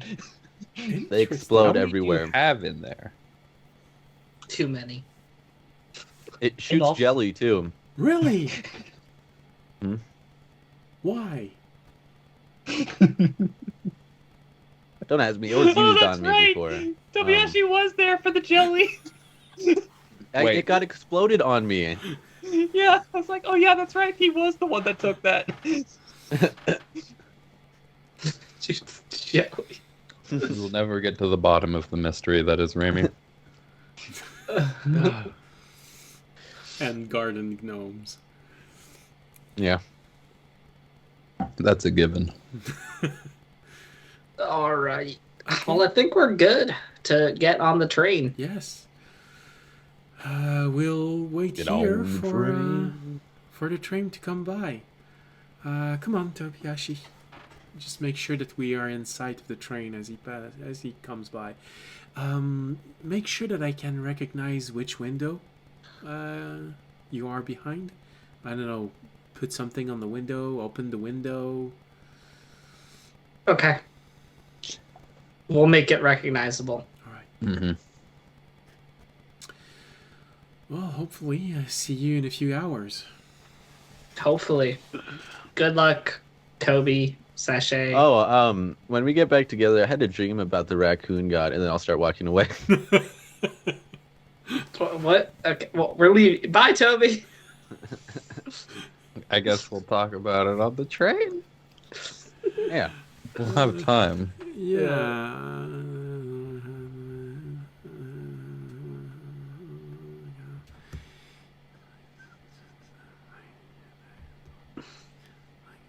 As we walk away again, beautiful orc woman. Thick. Why do you stop Wait, what? talking? Wait. Wait a minute, what you talking about? Wait, on. hold Get on. back here. Yo, pause. Audience, you're an old blind man. You don't know what that means. What, beautiful orc woman? You don't have any visual reference. Well, I except wasn't always blind, Sonny. Back in Okay. Back in my day. He met. Good hey, to know look, we're establishing some background. look. Audience has met plenty of bows in his time. There's Aw. he used to have a orc tavern that he used to run as a young person. Yeah. Was a brothel. Actually, in one of the bar fight, I lost my vision. I got some acid thrown into my eyes. Some Damn. ass. Some Yeah. acid. Yeah. Some ass thrown into your eyes. Those bar fights got serious. You know, it's those Had damn. pink eye for It's months. those damn What is it? dragonborns. You know, some of them spit acid. It wasn't actually It was acid. actually Just one of those whatever the gnome. dwarf It was was one of those drinking. gnome alchemists. He threw what I thought was a loaf of bread, but apparently when it cracked open, there was acid inside. No, it's just whatever the dwarf was drinking. True. And that's how audience became blind. It burns. All right, so you Like keep. getting hand sanitizer in your eyes. Well, I got hand sanitizer on a cut a few days ago. Good lord, I didn't expect that. All right, I guess we're walking to the Yeah, village. that's what I was about to say. Yeah, you're walking there, and probably 45 minutes before entering this little village, audience, your orb rings. Hello, this is Domino's Pizza. What? Oh, I must have misdialed. Yeah, exactly. Hello, this is audience. You hear Colin. Oh, Yeah, it's been nearly 5 days since you've heard about him. what's up, Colin? How's the mission going? As I understand it, relatively well. You know, I arrived just after you left. You left quite a mess. I've been helping everyone rebuild. They think I'm the replacement for the station, the train station. Apparently the guy died. Didn't have the heart to tell anyone that I didn't meet any replacement, but they think I'm the replacement, so I have a place now. Nice. Yeah, someone even built me a house. Well, Is it still heavily fortified, or did the billies clear out? well, that's probably the bad news. They mostly left. They left maybe 24 millies and 4 civies behind. But otherwise, they mostly left. There's a huge crater in the middle of the town. Those flying manta ray, Yeah. they can fire. They apparently have a huge force cannon. Mm. The crater is, well, I'd say at least 10 feet deep. Try not to get shot by one. Oh, yeah, no. I've been helping them rebuild, but there's been a whole lot of rumors going about, and I've even seen something that they have been trying to spread around. They apparently recorded the fight. They didn't really focus on you. They focused on Sev.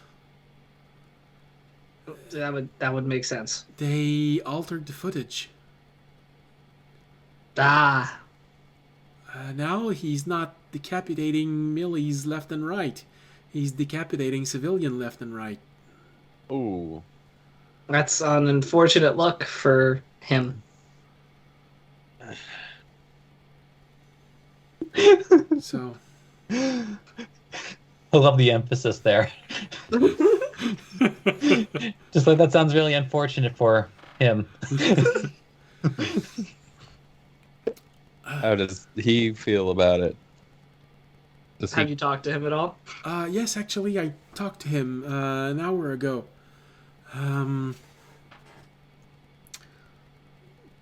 Doesn't seem to mind that much. Although he does find it a shame that his presence has been revealed so early. Said it wasn't going to help all of you. Does he Yeah. know that we're about to catch the train? Yes, actually, That's he gave me a message for you. This is why I'm calling. Don't get on the train. Avoid the train at all costs. Shit. It's a trap! It's a tryout. Like all of the trains are going to be forming the Megazord, so I don't recommend being a passenger. You know, But they if we're fold. inside the Megazord, we can hijack the Megazord. No, it's actually a transformer. So the walls are gonna fold, and you're all gonna be crushed inside. Yeah, we're gonna be used as oil to lube up the Megazord with our blood. God damn! Transmorphers, more than what you thought. So, he said he is going to. I hope this makes sense for you. Catch the train while it's moving. Yeah, I think some other members of our party are doing the same thing. So, it's going around. Okay, good.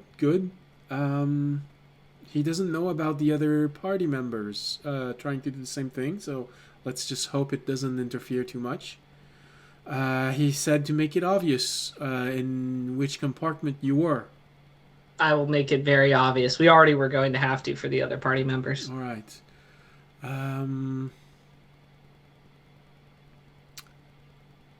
And he promised he's going to be as discreet as he can. Discretion is the key to success. I never realized how powerful he was. I did. Sorry. Okay.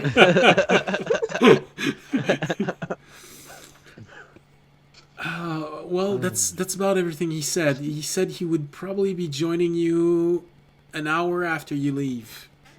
Okay. I think our other party members are going to be joining us like 20 minutes, so they'll probably already be on board. Okay, good. Well, Because I think with the train speed versus it took us 2 hours of walking, they'll probably be, around 20 minutes to 30 minutes. okay. Well, good then. Keep me informed. Probably better if you only contact me after nightfall, because there's no one else living where I'm currently living, so no chance of anyone hearing this. Haven't found a cute girl to settle down with yet? Who says I haven't? Nice. God making plays and all.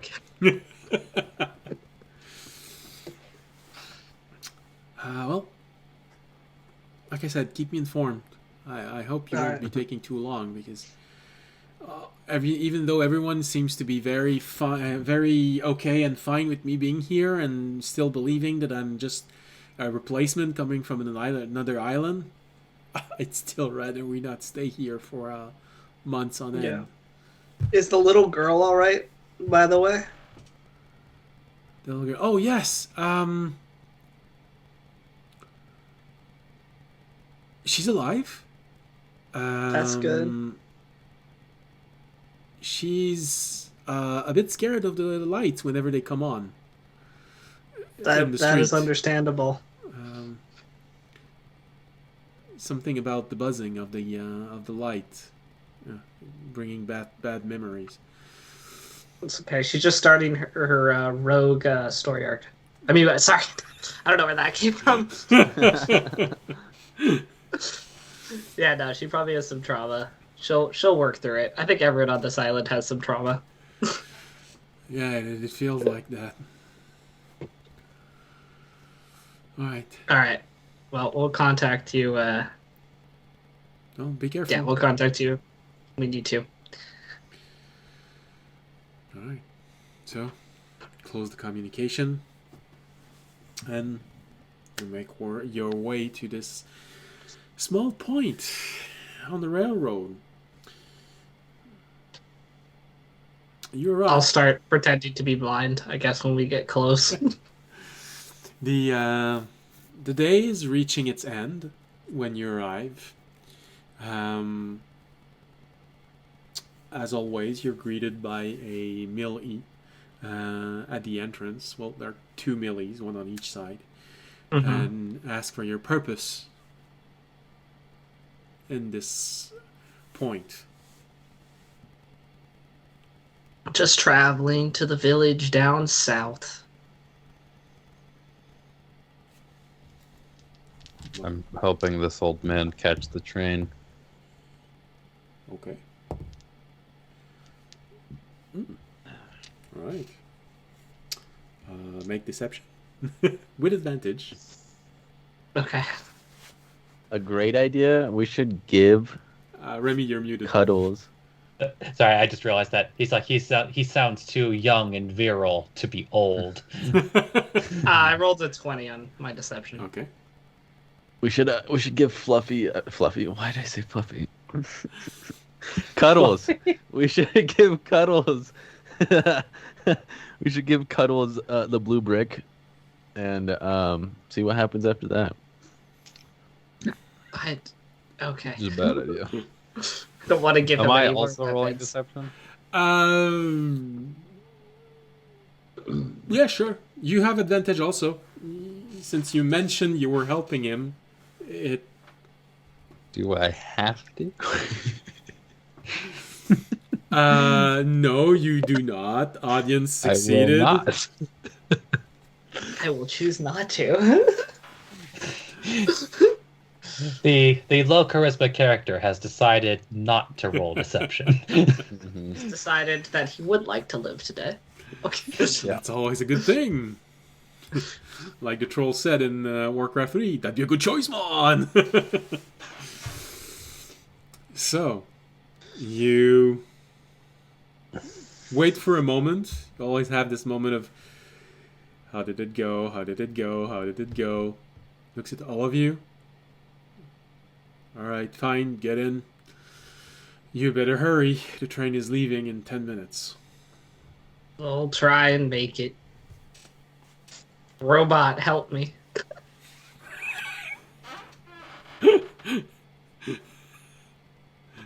We'll assist him forward.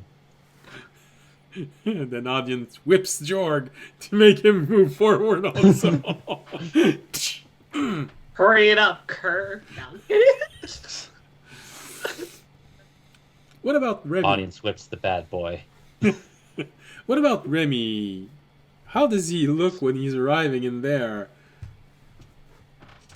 Do you still look like a Kenku, or did you hide yourself behind a illusory cardboard box? Well, you see, funny that it's actually a combination of a couple of things. Okay. Because my actually imagination is that nearby, Raimi has illusioned himself is into a conspicuous. Ideally, if there are boxes nearby, that'd be great. But if not, something that blends in with the surroundings. And but he actually sends to kind of wander into the train station, because no one's going to pay attention to a random cat, really, or at least I hope not. Yeah, Especially a white cat in the middle, in the beginning of winter. Then suddenly you see why there's a flaw in your plan, because he arrives near the station, and as you see him, as you try and reach out to his mind, you hear the thing you never want to hear. Oh, look, Mom! Can we keep it?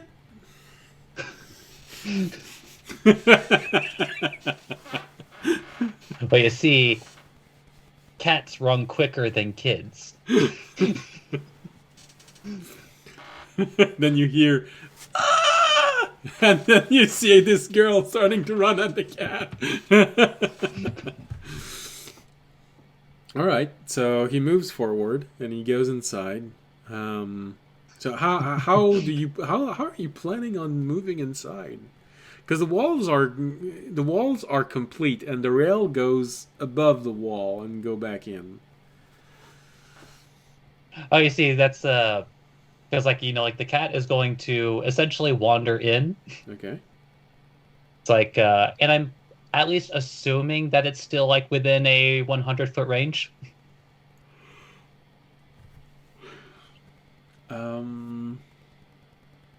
The what? The train station or the entrance? Like basically around where like Raimi would be able to hide himself, and like at the very least, like a relative path toward the rail. Okay, so basically you want to know if your cat finds a place where you can hide on the other side of the wall. No, not hide. I just need the cat to be able to see a good location for Raimi to appear. Within the That is 100 feet discreet. of the border of the wall. 100 feet at the location where like Raimi is hiding. So yeah, well, you can probably go right next to the wall at some point somewhere, and well, yeah, inside it's the equivalent of a village. So you can just move, follow your cat on the side of the wall, and go near where probably the inn is, and back of the inn there's usually few things, or maybe the blacksmith, he has a few crates of material in there, so you'd even be able to assume the shape of a crate when you arrive inside and be completely inconspicuous. From 100 feet from the wall, your cat easily finds a place where you could appear without causing a commotion. All right, and then like once that has been secured, Raimi takes a deep breath, activates his lantern, and makes an ethereal jump and starts running. Well, once again, when you go inside, you see the difference that the world has. The mist as being, again, these filaments of energy just spreading around. Feels like trying to walk through a maze of spider silk just hanging in the air. And those whispers that you can't make out what they are saying, but they feel so far away. It feels like there are thousands of them also. But you... Well, then I guess in a very Tobayashi method, just like take a strand real quick, just go Tarzan, screaming into the location he's trying to get to within that 18-second window. All right. Well, which isn't hard for a rogue, mind you. No. Like traveling 90 feet is just a round for him. Yeah. Well, yeah. No, you easily find a place where to reappear. You go through the wall, and once you're through the wall, you have this moment of, okay, now I'm not going to rematerialize inside of solid matter, and you just keep on going to where your cat saw and find him quite easily. It's not hard. No one is looking for that specifically, so yeah, no. You're confident no one saw you once you arrive on the other side with your hands up, ending your scream just like if Kermit had gone. I look around, imitating what he saw in a play once. Yeah. About this frog who falls in love with a pig. Really weird.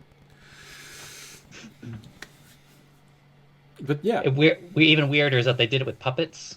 Yeah, no, it's so strange. So yeah, you arrive on the other side. You pop out of your dimensional jump and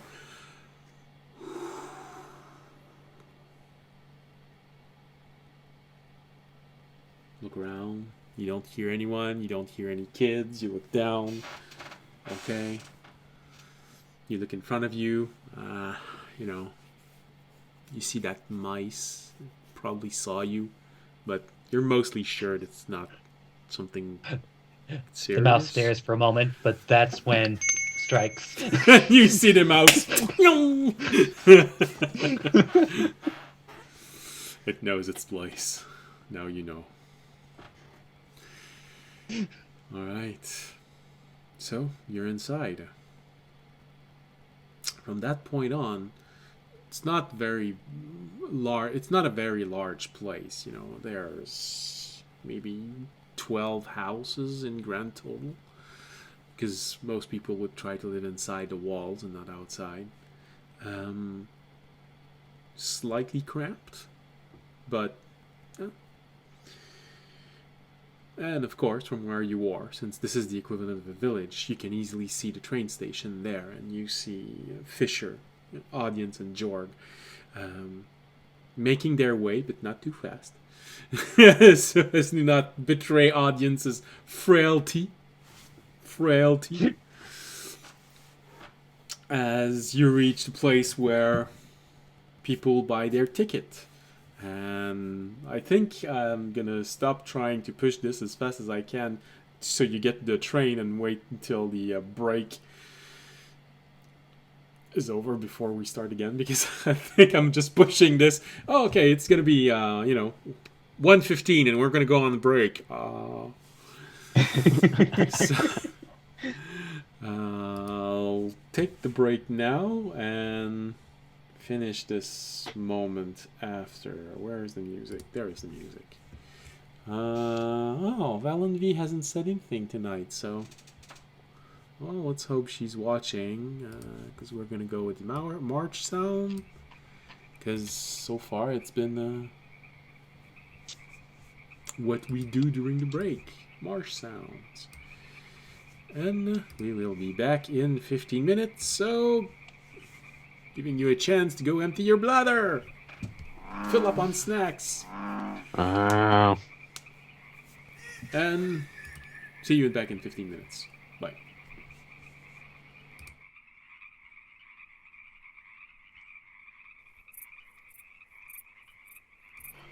Hello and welcome back.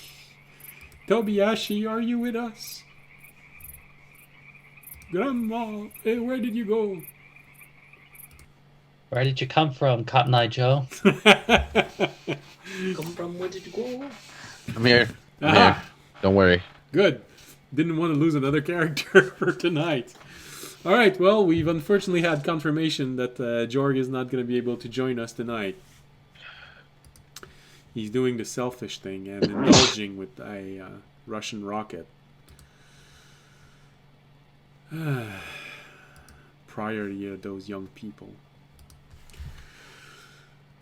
Dungeons and Dragon. No, it's just Dungeons and Dragon. Come on. Alright, so.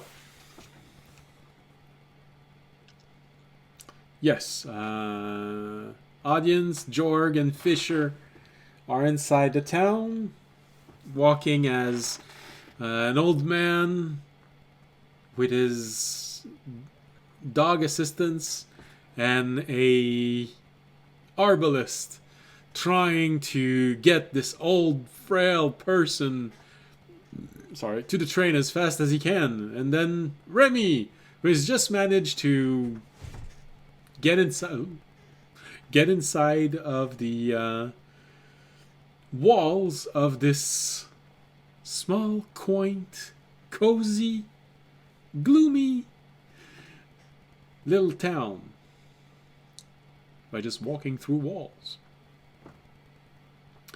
You walk through walls, disappear, and fly. He's much more unique than the other guy. Oh. Aha, we have LMV. Nice to see you there. Did you fall asleep like Tobiyashi in the beginning of the stream? She probably was just watching the stream like this.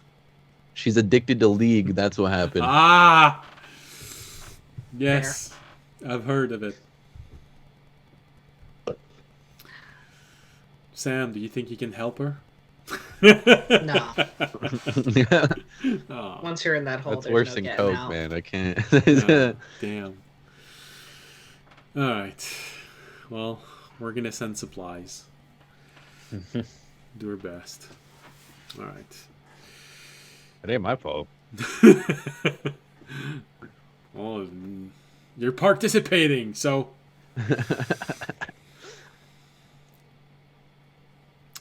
All right. So now we have part of the party there. Remy, how are you planning on reunited with audience, Jorg and Fisher? You're on the other side of this small town square. Well, town round. I don't know why they call it town squares. But anyway. Probably has a really good reason, but I don't know it by heart. Well, honestly, that might just go back to like depending on like what part of history that you're looking at, because like as like more urban developments like began to appear, it's like at least in what I'm going to say like in Europe, it's like there's was like a heavier emphasis on like trying to do like some form of like standardization of like how streets were formed, and so like no, I mean, yeah, no. Let's move on. Next. That sounds like a really big discussion. All right. Yeah, so how are you planning on reunited with your friend? Reuniting with your friend. Good Lord, I'm having trouble with English tonight. it's like I think he is at least going to try to like discreetly make his way to the train station just in case, because again, it's kind of hard to ignore the fact that he's a bird. Well, a kenku. Can't insult my own character. Well, it happens. But but yeah, just like it would be advisable that as few people as possible see him. It's like in any particular location, just in case. Okay. All right. Put the hood up. Do you use any sort of cantrip to hide further, or just and you try to look like a moody teenager?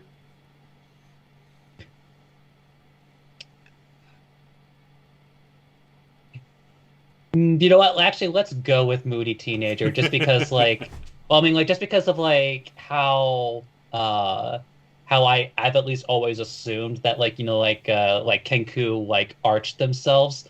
Like, I kind of imagine that as just like a teenager with like very poor posture, but on purpose. Yeah, because he wants to be different than everyone else, so he's gonna walk like this. Yeah, unfortunately, I do know someone who did that. And I'm sure that Raimi has seen a number of individuals behave just like that. Yeah, especially those teenagers when they're trying to impress the other teenage girls, Yeah. I'm good. But I'm also bad. Alright.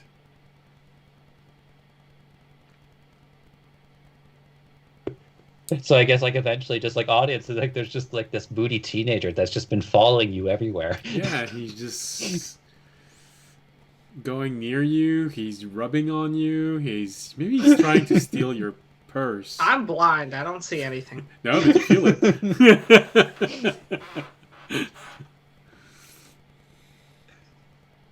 All right, somebody get on the fanfic already. Actually, yeah, the sad part is Bad. that like audience really could just like keep closing his eyes the whole time and just like like between his dog and his blind sight, just Yeah, no, I was gonna say audience is kind of trying to roleplay this. He's trying to use his blind sight.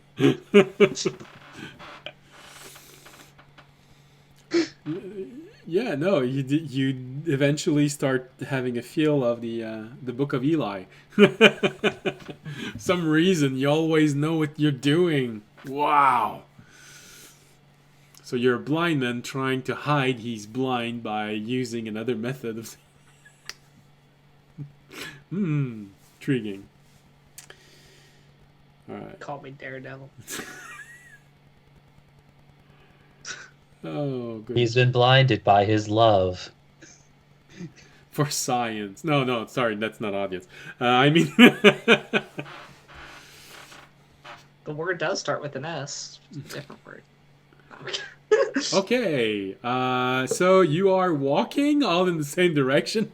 I don't know. Remy, I'd say if you're trying to act like a moody teenager who is going to the train, man, you're leaving behind your family because they've been mean to you. I don't know, make a performance roll. Trying to sell the character. It's like as he's walking down the street. Just a city boy. Born and raised in South Detroit. I don't a know banger. that village. The midnight train. Okay, let's keep going. I got 14. danger close to the 8 seconds there. D&D, the musical. I don't know. They've got some of those. They do. I mean, I think that actually worked. Not gonna lie. Musicals? Yeah. I'm gonna be honest. I don't think our party has the talent to try and do a musical episode. I Not have us. It wouldn't be. It'd be about our Negative story, musical but we'd hire Oh. people to do the. Oh, we'd musical. hire people. Okay. Yeah. Unless you want to Like, make I it don't- a Or just like, karaoke episode. I mean, I don't think that's gonna go well. or maybe it's just a situation where just like, just like I'm not actually playing my character that whole session, and just like whenever like a song breaks out, suddenly like everybody sounds like me as they recite the Yeah, song. yeah. Mhm. Alright, sorry, I've just been informed that there is this little lag in the there's a few Oh lost yeah, images. it's glitching. Yeah. I've shut down everything I could. Let's hope that it stabilizes again. Let's see. Let me refresh. It was a sudden influx of Twitch bots after they detected Journey.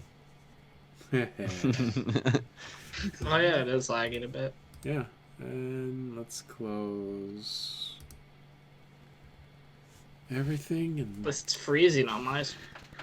yeah, no, I keep seeing the numbers of dropped image go up, which means right now I have difficulties. Is there anything else I can close? Oh dang, it's dying. Oh no, yeah, no, I know completely. Do be glitching.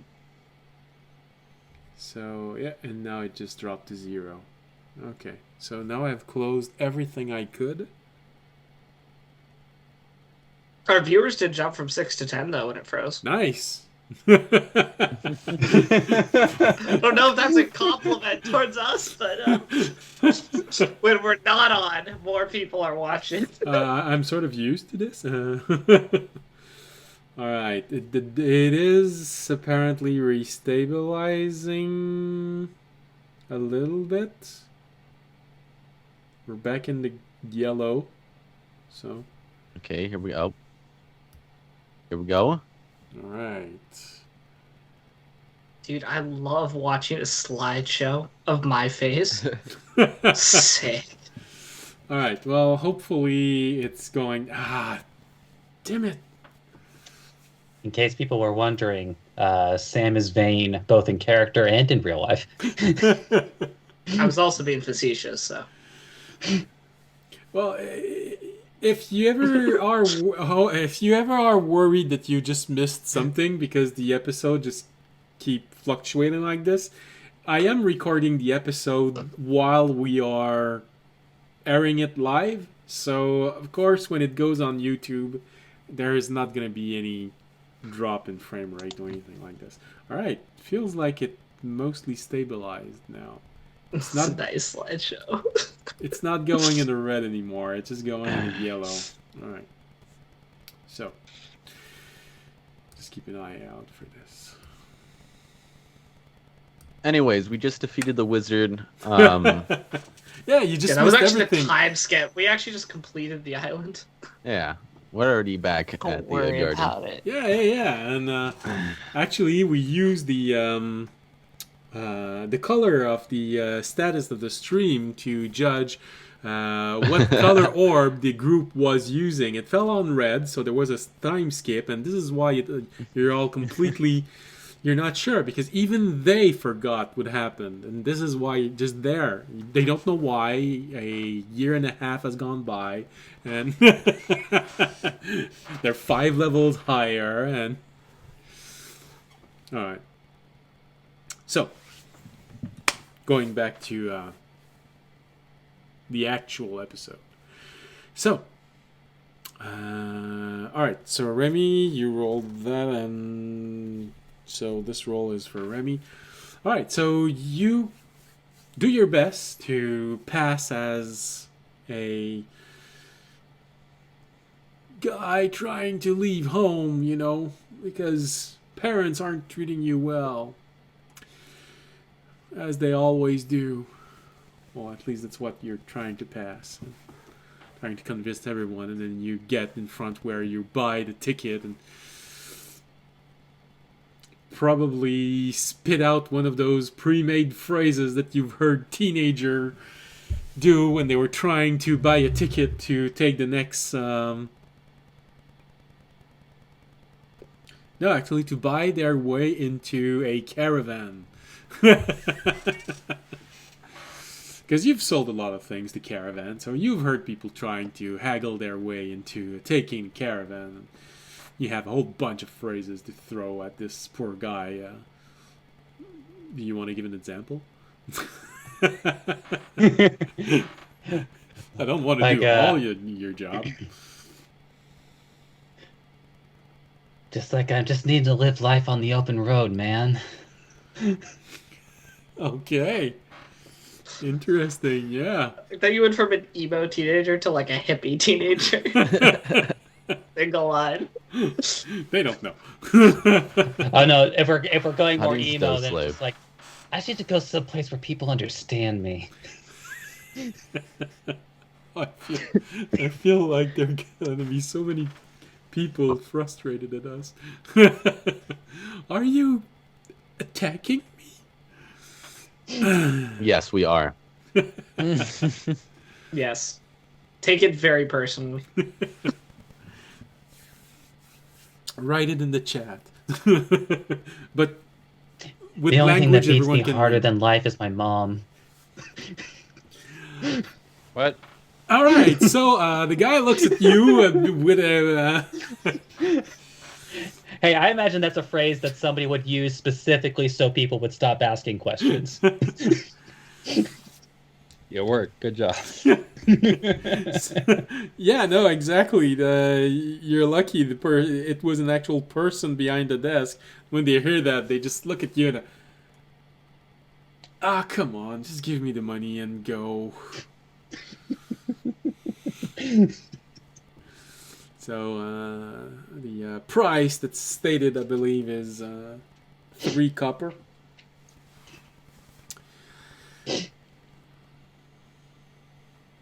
Do you give the 3 copper? He has plenty of copper. Like,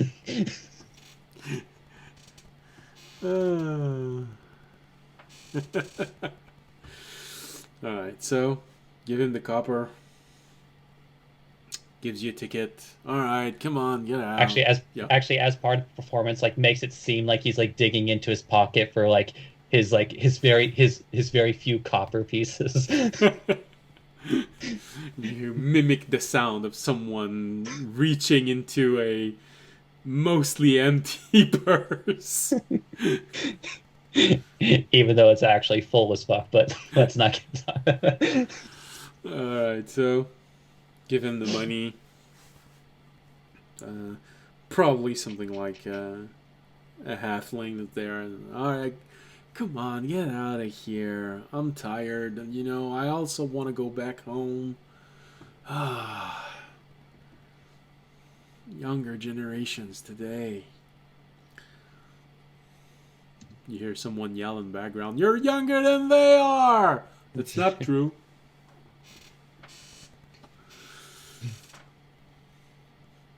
All right. So now, audience, Jorg and Fisher, you arrive. The halfling looks at all of you. Who's paying? I got some copper on me somewhere. Let me just can't ever seem to find this coin purse. Wait, there it is. All right, wait, is this copper? Pull out a copper piece. I'll bite Yes. it. I'll bite it. Yeah, tastes like copper. All right, I need 2 more of these. Slowly pull out another piece, bite it. Yeah, that's copper. Pull out a 3rd piece. No, wait, that's silver. Put it back. Pull out another No, piece. that's copper. That's all right. You can give it to me. Pull out a 3rd piece. I just No. stare at him. That one's copper. All right, here you go. Here are my 3 copper. Might be a little wet from my saliva, but there you go. Keep that there, Sonny. He looks at you for a moment. He looks at Fisher. He looks at the dog. Are you gonna bring your dog inside? It's my seeing eye dog. Can't see without it. We'll be bumbling and tripping. Might fall off the train. Gotta have it with me.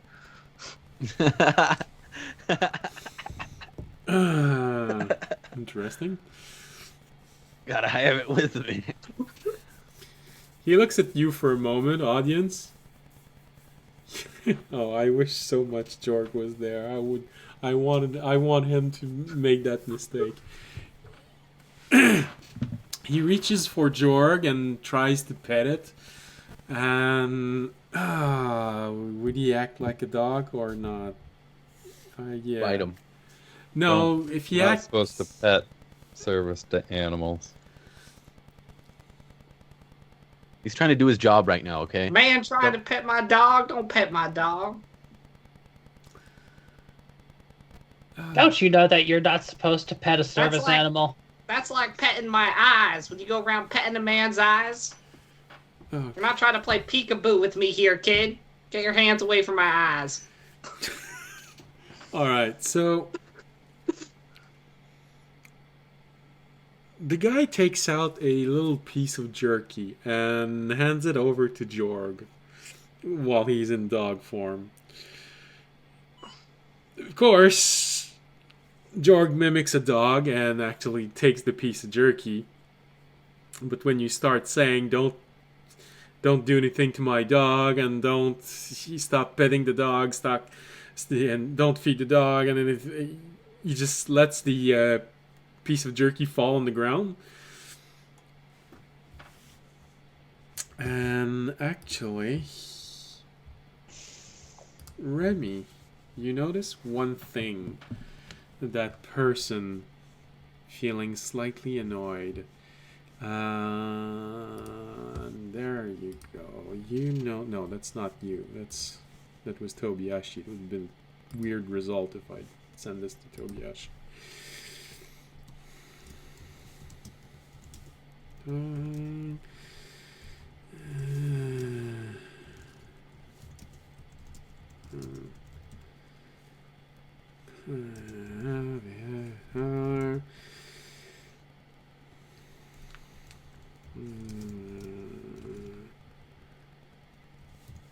Alright. So, hoping that I didn't make any spelling mistake, because I'm gonna close Discord once again just to make sure that we don't lose any frame rate. So, bad roll. So, Remy noticed this. And just as he's getting up, he looks at one coin and looks at audience and says, mister, I think you made a mistake with this one. Maybe you should check it again. I can't see the coin you're handing to me there. Oh, here. I look at it.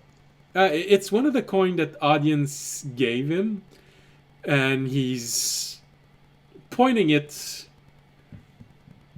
in a way that would make audience bite down on the place he bit down before. Except, Remy, you can deduce something else because of a really bad sleight of hand from the halfling. I want to know if you're going to say something.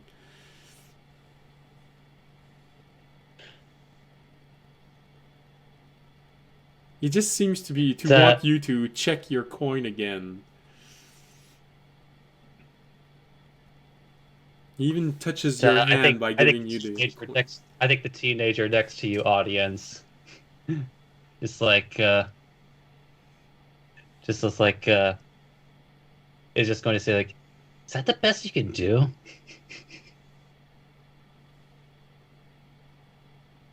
He looks at you for a moment. Doesn't seem to understand what you mean, but he just looks at you, audience. You sure you bit down carefully on this one? Because I don't think it's copper, mister. Robot, is it copper? Did I notice? Well, the way he's putting his thumb over it, it's harder to see. You'd think it is, judging from the side, but... Looks like copper. I don't need to check it. Just keep it there, Sonny. Just make sure. What are you trying to do, kid? We have a train to catch. Stop harassing this blind man.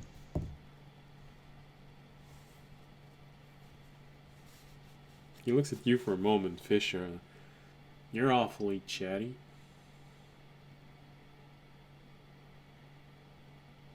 And you're awfully rude. Alright, fine. He looks at someone on the other side of the boarding dock. Yeah, they want to get in. Come on, get out of there. Here's your tickets. Thank you. Looks at all of you and you just wipe down his hand that's slobbering with Jorg's spit.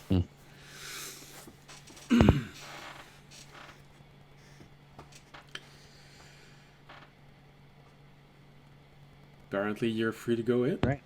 Alright. We'll head to the train.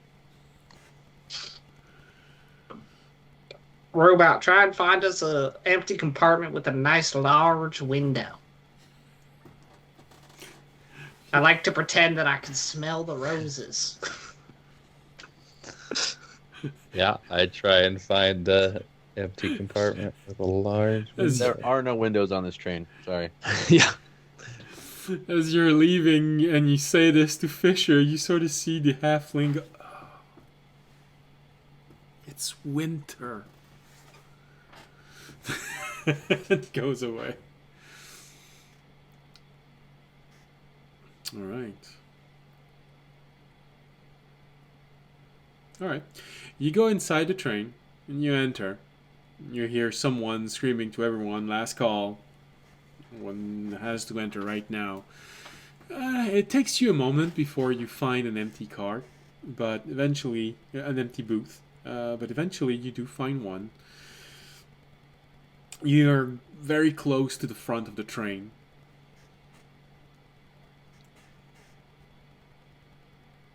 Sit down, everything seems quiet. You see 2 Mil-E's going from the front of the train, inside the train, going from the front of the train to the back of the train, so you just see them walking by. They don't stop, they don't look at any of you. But now you know there are at least 2 of them in the train. You can close the door. Now you're mostly private. There's a good size window that allows you to see outside.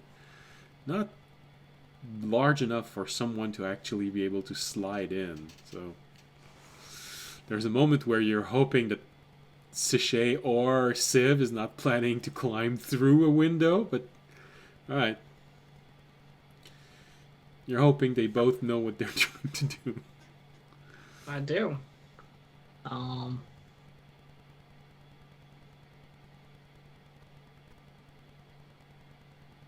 Yeah.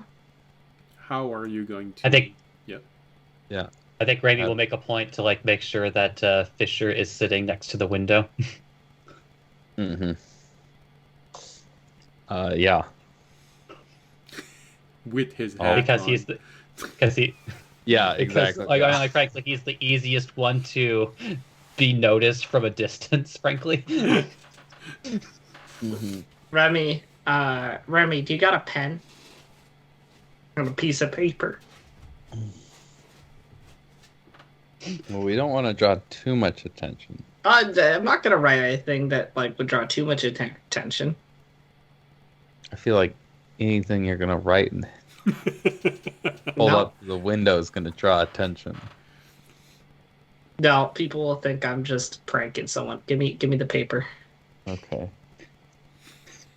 I write in big letters. Terranad sucks on it. Slap it up on the window.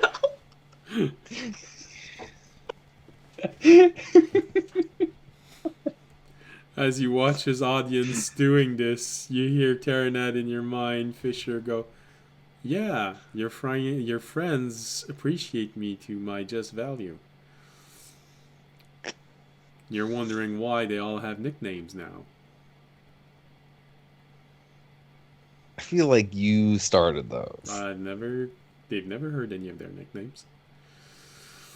No, but that doesn't mean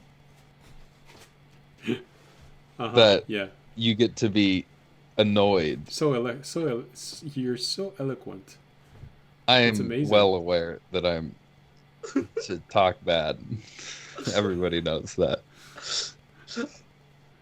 Since I assume Fisher is Why'd saying you do out this to loud. me, audience? Yeah, I'll be like, I see Terranad appreciates my side. I'm glad. He's complaining that you all don't like him, even though because you guys have never heard what he calls you guys. Yeah. Which is, I feel like, You mentioned that he's came up with nicknames for us, so I assumed that this was some sort of recompense for that. yeah, exactly. He doesn't understand that for some reason. Yeah, he's okay. He'll be fine. He will be. actually, is the cart mostly like devoid right now? Is it just us right now? Not the cart, but the booth. Yes. Sorry, I said cart, but So the booth is a 6-place booth with an alley on the outside. So yeah, for now, for you had to go nearly at the front of the train, but yeah, you did find a booth that was completely empty. all right, Is because there like a door? Yeah. basically, like this is Close gonna be a deep pull, like a year and a half in the making. As Raimi is going to like a minor illusion the image of Fisher after Terranad had his like a first joyride in his body. If I'm remembering correctly, the phrasing was it's like, "I'm a doo-doo head."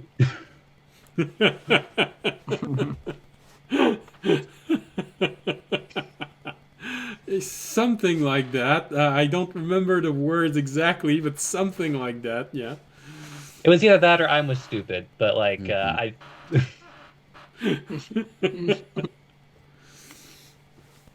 But regardless, he wrote it on Fisher's face. He Yeah. did.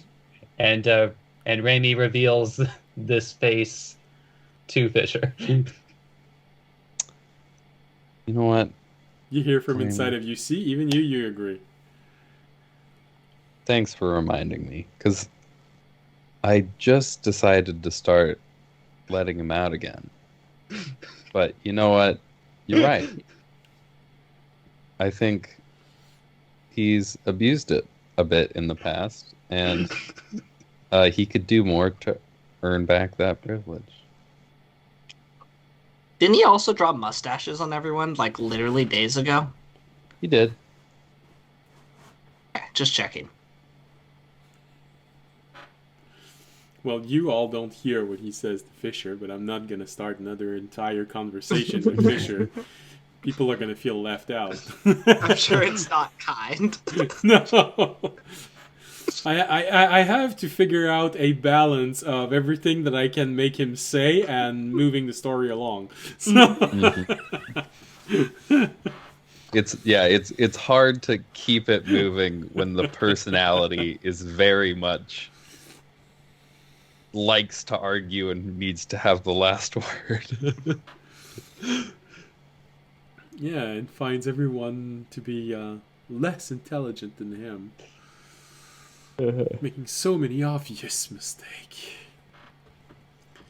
Alright, so as this argument goes on and Remy reminds Fisher of the past, and suddenly the train starts moving. It's a slow start, but you see everything moving outside.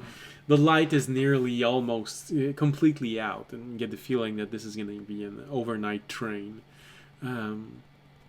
Possibly stopping maybe directly at the edge of the island. Mm-hmm. So, Oh, Remy, could you put your lantern behind the sign so people outside the train could see it, since it's becoming dark?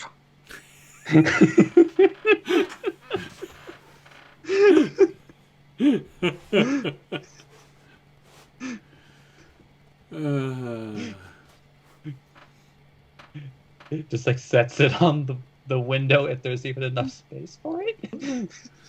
you can hold it for a little bit of time, just a little bit. You know, mage hand. And when somebody like maybe when like when like a melee unit like walks in, just like moves his hand over to actually hold it. All right, so you put the lantern Fisher right next to the window, so he's easily identifiable. This sign in the window, allowing this for interesting moment. The train starts moving, and like I said, it's slow, but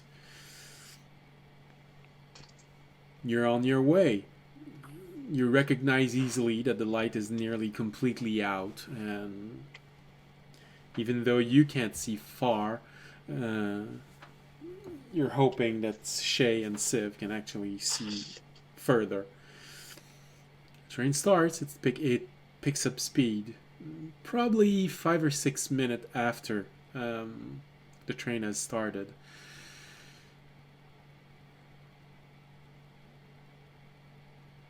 Tobiyashi, Sashay looks at you and says, "Well, the train is about to arrive, so maybe you can warn everyone to leave a good space in the middle of the room they are in." Oh yeah, with my orb, huh? Okay.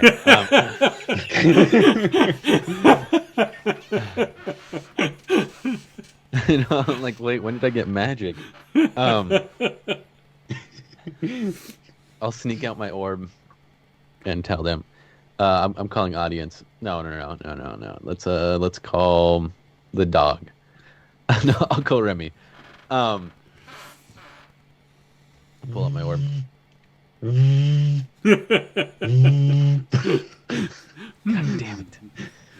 It's like Remy pulls out his orb. Still in his moody teenager vibe.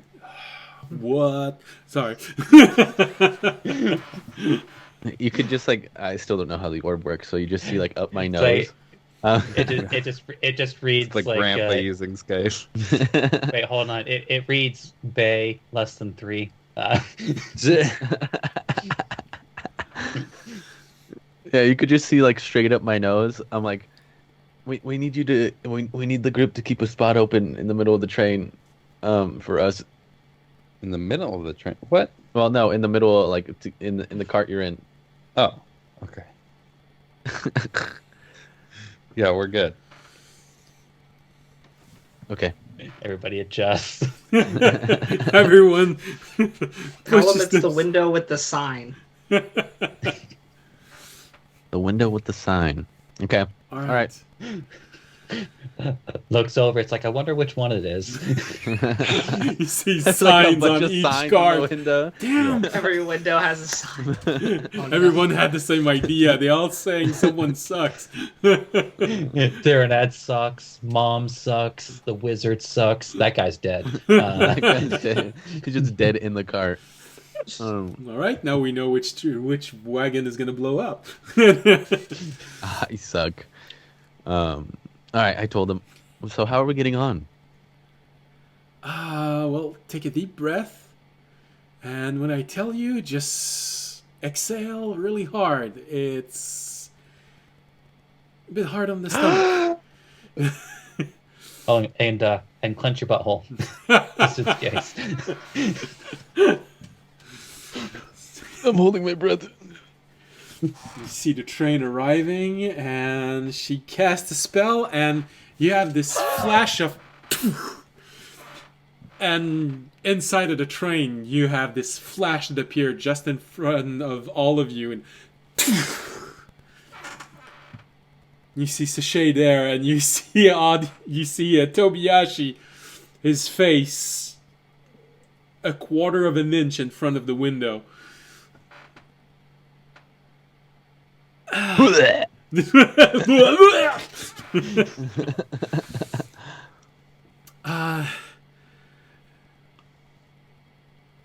Alright, we didn't materialize in anyone. We have our feet. I've never done that on a moving train before.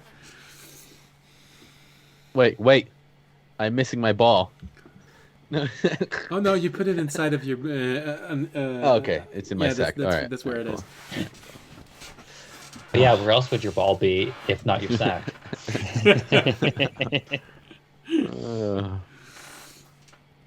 So she just used a dimensional door to just...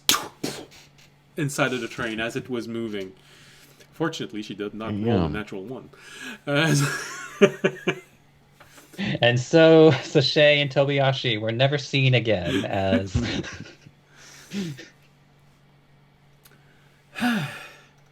Well, that was exciting. I hope nothing bad happened to all of you. Jorg, I think you can be a normal person again. I don't think they're gonna ask for your ticket. At least Just licking my throw I up. think he likes it as a dog.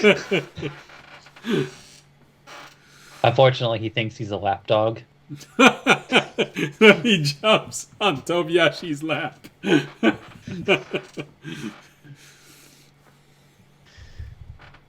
Just petting it. Well, I see that everyone's okay. That's good. I couldn't really make out what you wrote on the piece of paper, but now I can. I don't think it's gonna help Fisher.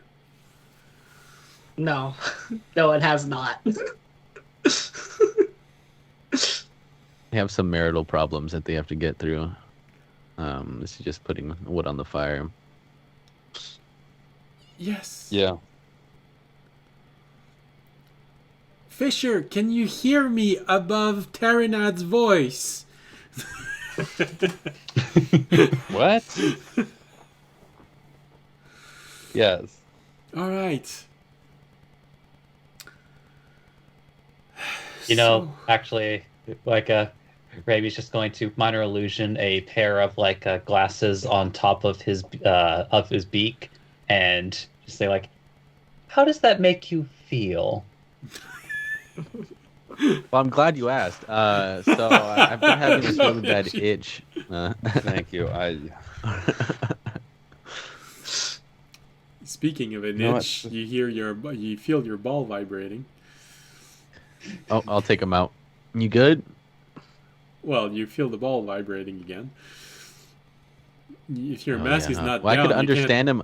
I could understand a little. We worked on the thing. I could tell what he's saying a little bit. well, you sort of divided your attention between many things. You're trying to learn Terry's language and elemental and and try to All do a right. kite. And I'm not currently I'll on pull. primary Oh health, wait, so let me see if can't I help have you it out. attuned to.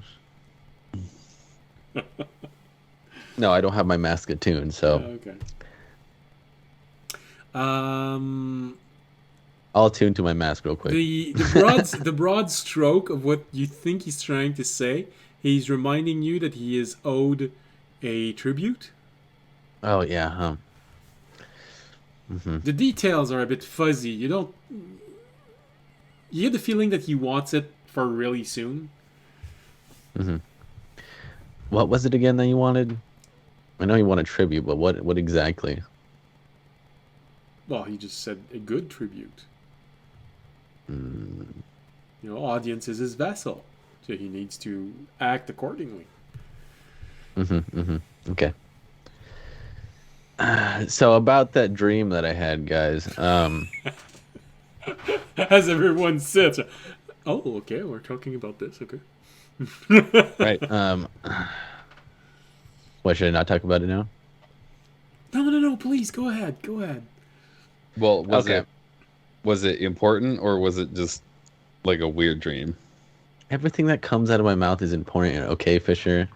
No, it was a dream Whatever you about say. I was trying to connect to the well, first I was trying to connect with my gloves to see if there was someone I could talk to in there, since you guys all have friends to talk to and your items were like in your body or just so Amy blinks. Lonely, Mr. Lonely.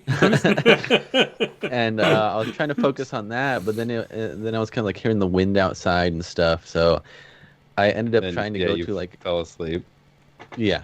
Well, no, I was meditating the whole night. Okay, no misinformation here.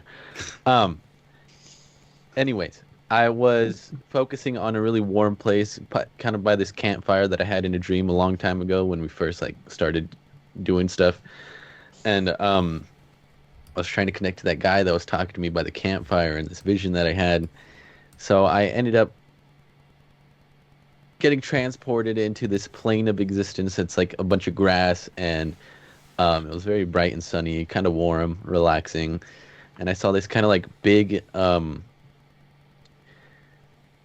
third orc woman. Wait, right? Orc? Half Yeah, orc. third. Yeah, kind of like a Technically half orc. Yeah, half orc woman practicing on a tree. She was like beating the shit out of it, and she was hitting that shit hard. We had a conversation. I asked her some questions about, saving people, saving mass amounts of people, the greater good, stuff like that. And she ended up telling me this story about a guy who could see into the future, and but he could only see stuff that is going to happen, or that is set in stone, kind of, I guess. And we transported to this place where he was in front of a city and there's a whole bunch of people behind the wall, and he was standing in the front and he had to fight this army off for like 8 hours. And his friends were going off to go find a magical item to save the city, and he ended up winning. He went back inside. He was hated by a whole bunch of people. But at the end of the dream, the most important part was right before I left, woke up, finished meditating, I saw a tattoo on her arm that was the raccoon emblem. So I was thinking it was a story about the raccoon god or something like that. Oh, I'm having flashbacks I guess I of was- one of my friend who actually tried to say something that I said, and I ended up at the end. Wow, I think you missed the point. But go ahead. What? I'm sorry. Guys. There are a few things missing in there, but yeah, keep going. Yeah. It was a dream. I don't remember everything. Um, You didn't miss the point. Don't worry. and yeah. That was a dream that I had about, I think the raccoon god visited me, or I visited him, where I tried to get in contact with him and ended up with this chick that he sent to talk to me. Nice. Unsurprising. That seems to be how gods do. Well, from your perspective, audience, if he sent someone else, you find yourself in the same situation of deciding it's either a saint or a angelic being tied to this god. Okay. A saint being someone who proved themselves through actions, and an angelic being having been born an angelic being. Okay.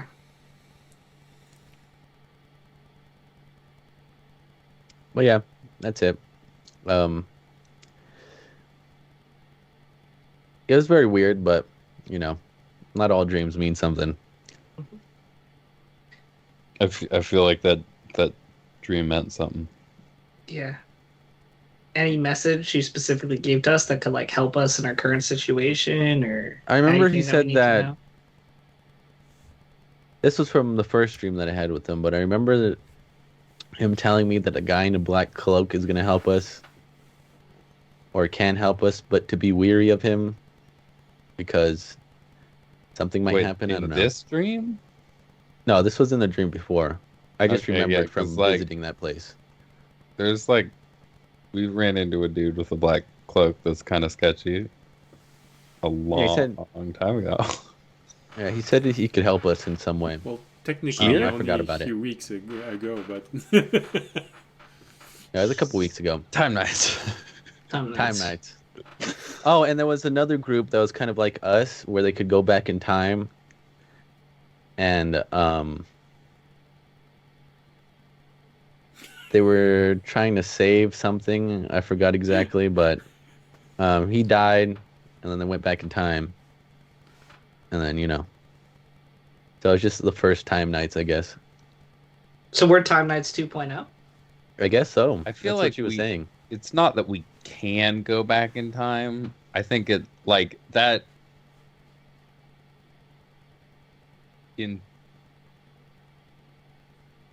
infers a certain amount of control. I think we went back in time. So they were the better time nights, you're saying? I'm sure we'll get there. Okay. But Then I can't explained be everything to them right, that I yeah. forgot. That I don't remember fully about the or dream. maybe it's us It's us, in our future, and the guy was audience? and then Or wait, we who was go the guy back then? in time. I couldn't figure out his name because she said I wouldn't understand it. Then I don't think it super matters. Why do you need the name? Oh, she said to look it up in a book. That it Oh. happened in a book. But and then that she we could look didn't. for it. That's annoying. No, then she sent me back. Yeah, that's annoying. Yeah, that's what I'm I mean, saying. I feel like She didn't tell me what book either, so what am I supposed we'll to do with find this it. information? That's not I'm afraid of books. What if we go back again because of the book? Sorry, what? What?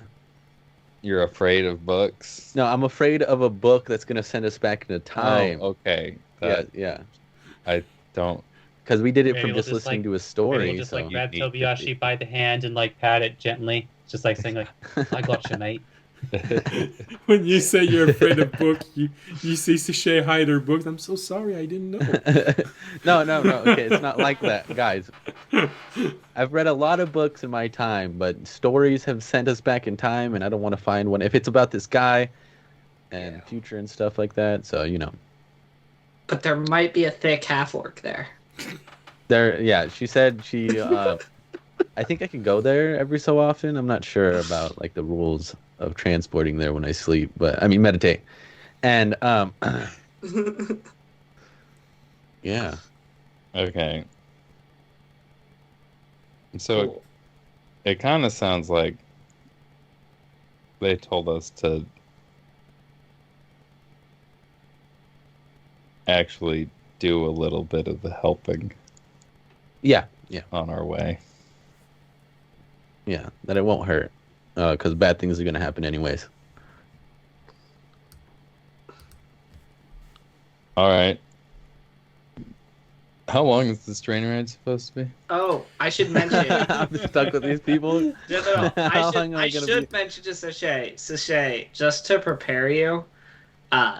Civ did say he was going to try and get on the train with us. I don't know if he's going to be in the cart with us, but I should warn you about that now. So you're Good call. for that. In case he does just appear in the cart with us. Okay. Hold on.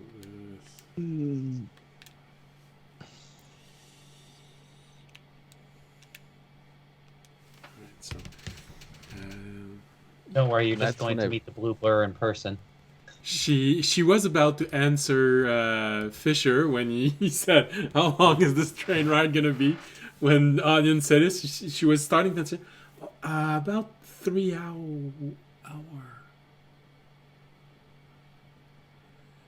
She has a moment where she's looking at you, audience, and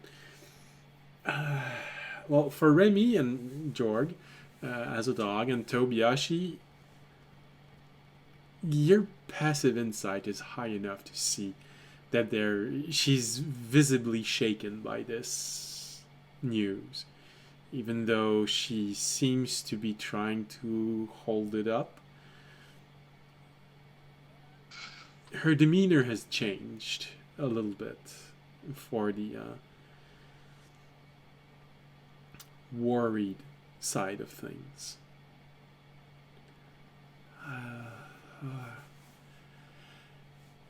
Okay.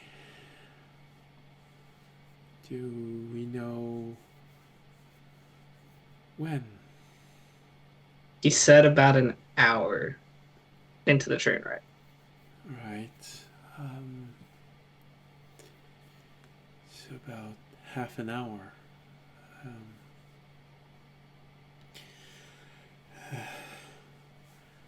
Okay. She sits down. For Tobiashi and Remy, for you it's visible. The shade of her skin has gone down one tone.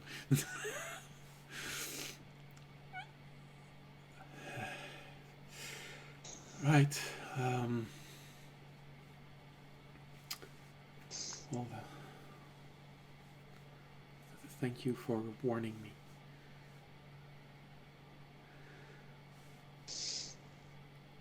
And she does cuddles a little bit closer to her. Remy reaches into his sleeve and produces another truffle. That's very, very kind of you. Hey, now you'll get the chance to actually, ask him stuff. As opposed to me just trying to kind of piece together. Remy, she was just about to take the truffle when Fisher said this, and you see her hand go from this to this when he says this. She takes the truffle and yes, of course.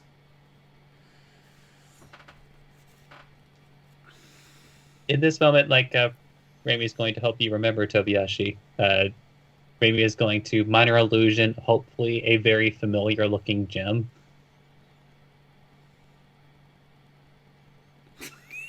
Oh, I'll take out the gem, and I'll play the recording that's on it. You can do it! I believe in you! I'll give it to Sachet. Yeah, I think you need this more than me. Whenever you feel down and like you can't do anything, just play this. It's helped me through a lot. Especially dying by Remy's hand. Oh. That happened often?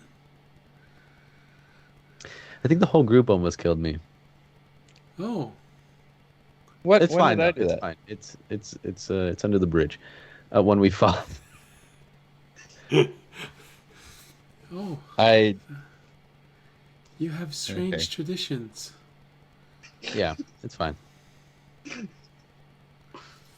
I love how the rest of the party is giving no context. There's plenty at roll. I don't think you get to say that if you asked for it. And I don't mean that in No, like that's a why I'm not mad. you asked I for just it said kind of way. Like you the whole group literally like killed me. You set know? it up. I mean, Fisher, we're not having this discussion right now, okay? Anyways, Sorry. You know, I am Anyways. reminded of that Dragon Ball Z abridged line, just like like Krillin saying with like mortally wounding Vegeta, and Gohan's like, "Why?" Because he asked for it.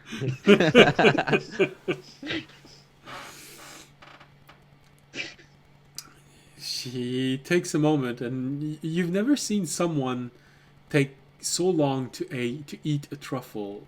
She puts it whole in her mouth, but she really, really let it melt thoroughly and completely before swallowing it.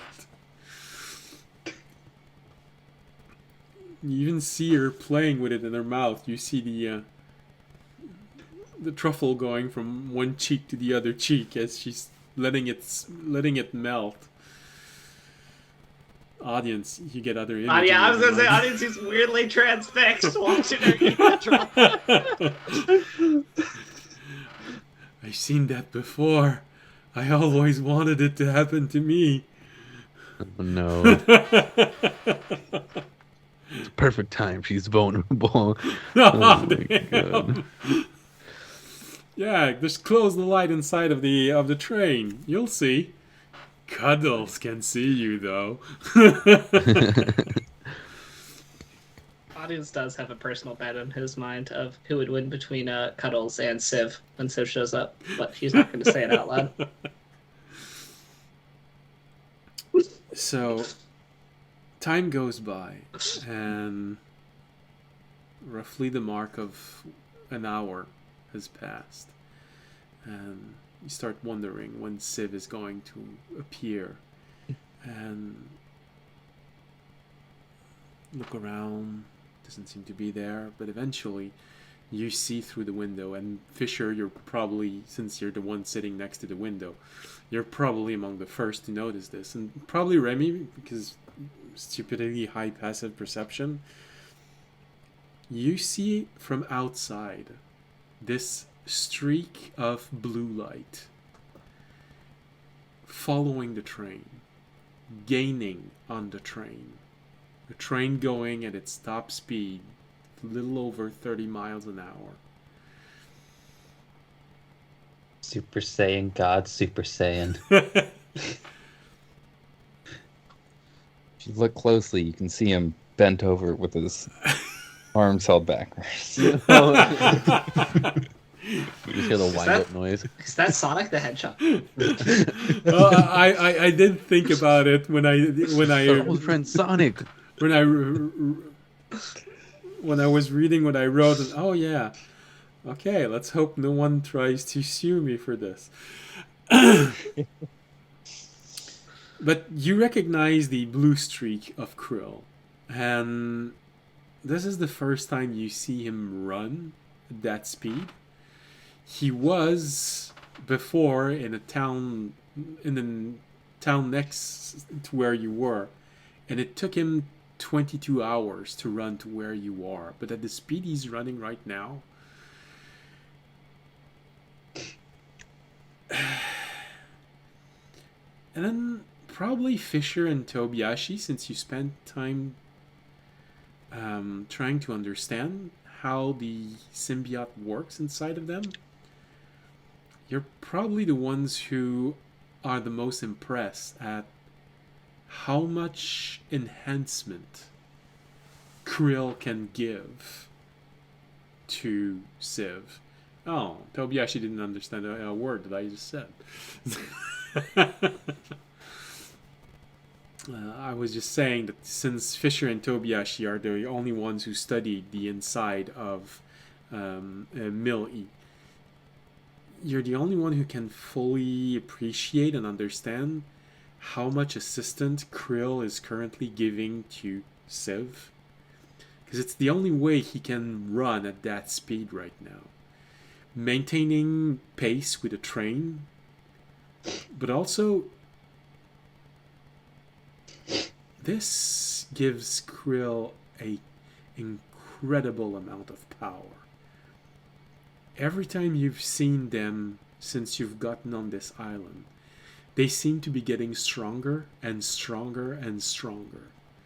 And so far, you haven't reached the limit of how strong Krill can actually get. And the first thing they said when they entered this place was Krill recharge. So you get the feeling that all this time you knew him, he was basically using a emptied out Krill. Krill that could only use the equivalent of cantrips for him. But now he's charging up,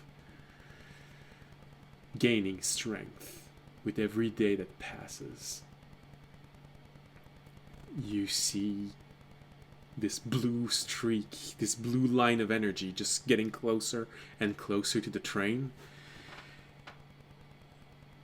You feel that you can almost make out the shape of it because of the lines of energy that runs through him. And then suddenly you just see him jump, and you hear this very faint on the train. I just go, man, so good. Glad he's on our side. Well, don't worry, his invincibility boat ran out, so It you kind can of tell because the scares music me. stopped. Yeah. Da da da da da da da da. That's the What ring. if there's more people like him on this island? We Well, gotta fight him.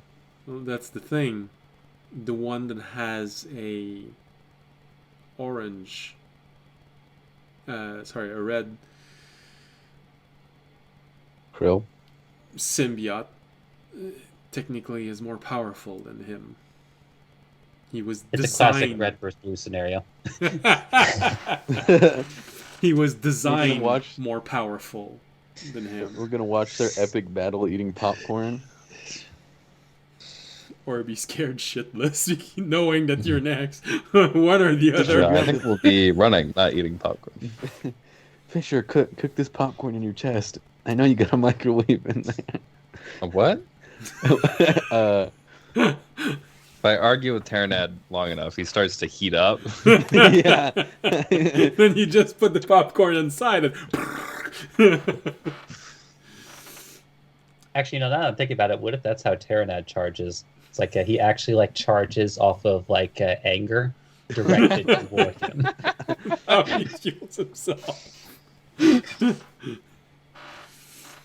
And Remy probably had that idea with a play that he heard about people fueling energy with fear.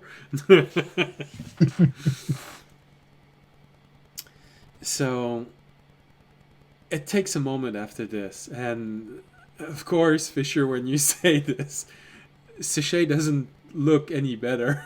He's, man, I am so glad he's on our side. As if to say you've never mentioned that there was an option that he might not be. So Shay's just like, is he? You have to wait a full 5 minutes until you see a hooded figure walk up next to where your booth is. When he turns around, you can recognize the shape of a civvy. However, the lights on him are completely suppressed, so you can't make out what color it is. But usually you can see the residual light of those from this place. They don't try to suppress it. He's in power saving mode.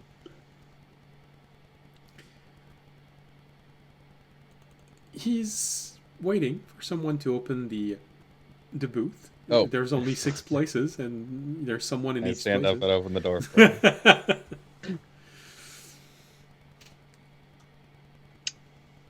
Well, I guess Raimi opens it with the mage hand, even though he's not next to the door. Yeah. Hey. He looks at you, Tobiyashi, and he goes, "Shit, no!" Not again. He enters, as always, very quietly, very calm. I see you're all here. Yep, we made it. Where's Colin at? He's still Toby. What do you mean? Just look around. Where's Colin been? Okay, well, I mean, in fairness, Tobiyashi wasn't around for that conversation. But He's still at the where we left him. Oh. Remember?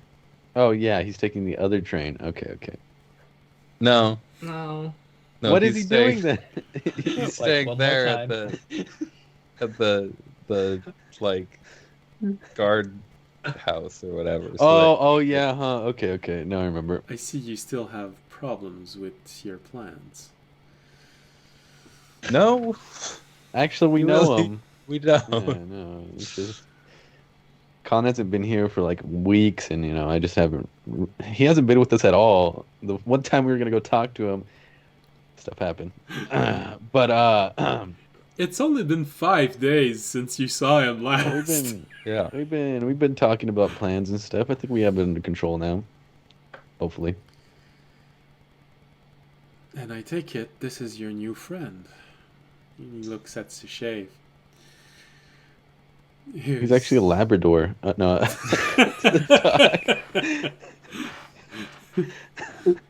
No. I just stay quiet.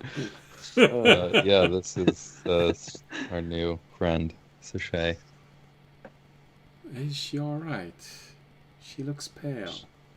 She Doesn't like you. is native to the island, and so grew up with tales of your exploits before you left. I see. And you chose to stay here, in the same room.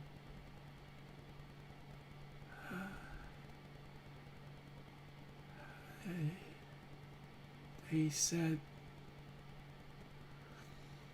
you were different.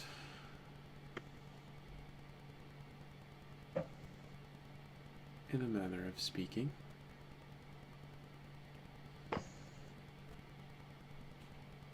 Now then, has anything changed in our plans? Don't think so.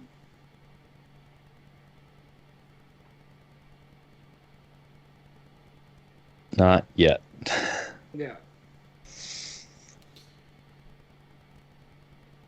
He looks at all of you for a moment and looks at Sashay.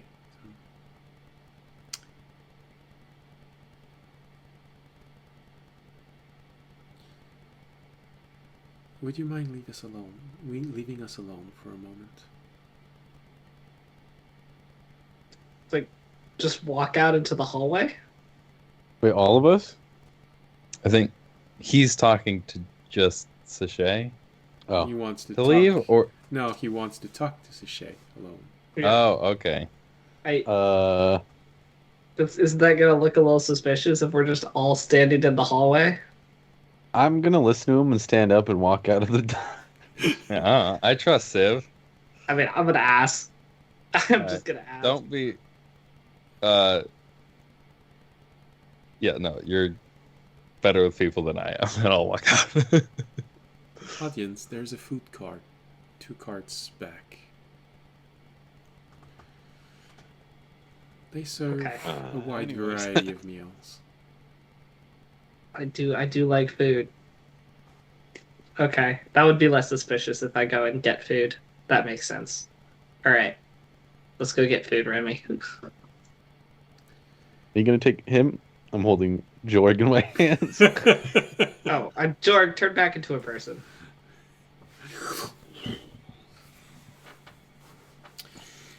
He's holding his blanket.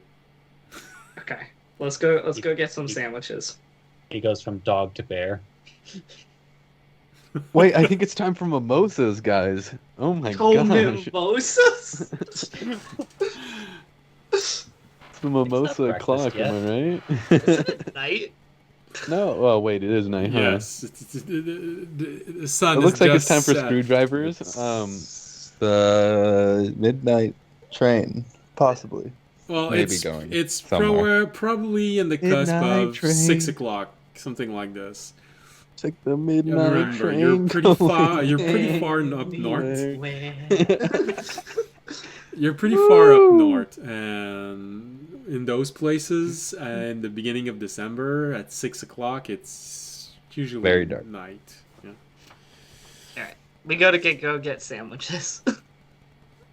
Okay, my headcanon is there's speakers on the train that's just playing midnight, like in the the elevator music. You mean there's a bard projecting his voice? Yeah. in the food car. But it's like light. It's like light. So it's always there.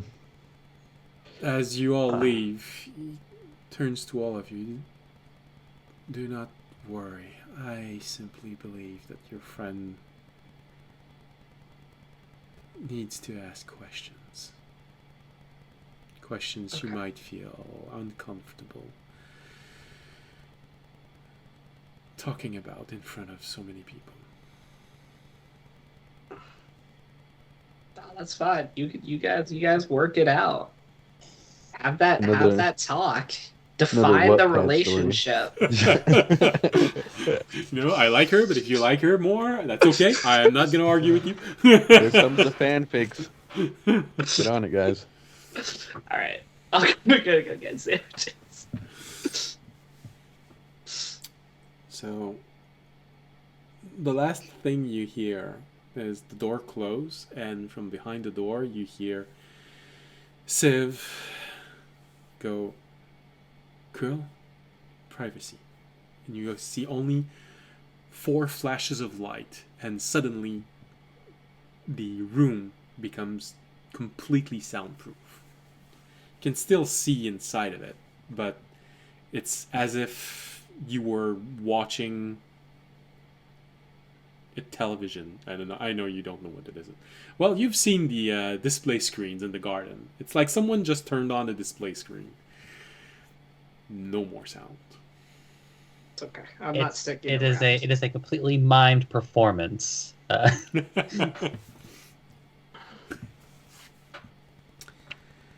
So my question is, how much time do you give them? However long they need. I mean, I how long does it take before one of you comes back? I'm gonna eat I my think How long I'm does it take? hanging out How out long at does the it take to door. order and eat the sandwiches? Yeah, I'd like to I don't order a know if hamburger. you're good. What's the service like on this train? How quick is Yeah. Well, Is it a really good place? Like, we talking about Denny's level or like Outback? it? it's a food cart. They're not serving anything extremely fancy. You only paid 3 coppers to get inside. So, and you're in the beginning of December. For them, there's no more fresh product that you can get. It's mostly dried food, cheese. Yes, there are some cheeses. Dried meat or very salted meat. You don't have an incredible variety, but it's variety that you could probably eat for a year straight without dying, although your taste bud might, but you won't. Have you guys ever considered frozen hardtack as an option? You have any salsa on this boat? I mean, train? You see the person behind the counter. Salsa. It has like tomatoes and like peppers and Okay, cilantro. so your soul saw is just Mhm. made of vegetable. Is that it? Well, it has tomato sauce in it and some salt Okay. and No, we don't. I mean, we have sun-dried tomatoes if you want. no, I'm good. Um, what do you have to drink? Well, it depends on how much money you're willing to put on this. I mean, we do have the garden variety of ale coming from the various point that are on the track. We got an import from the next island that is a little bit more. Mm-hmm. I know it's a lot, but eight copper for a pint. It's still it's important. I was told food was inclusive with our tickets. Yeah, what did we pay that much money for? You know what? Do you have beet juice? Show me your ticket. How much did you pay? What ticket did they give you?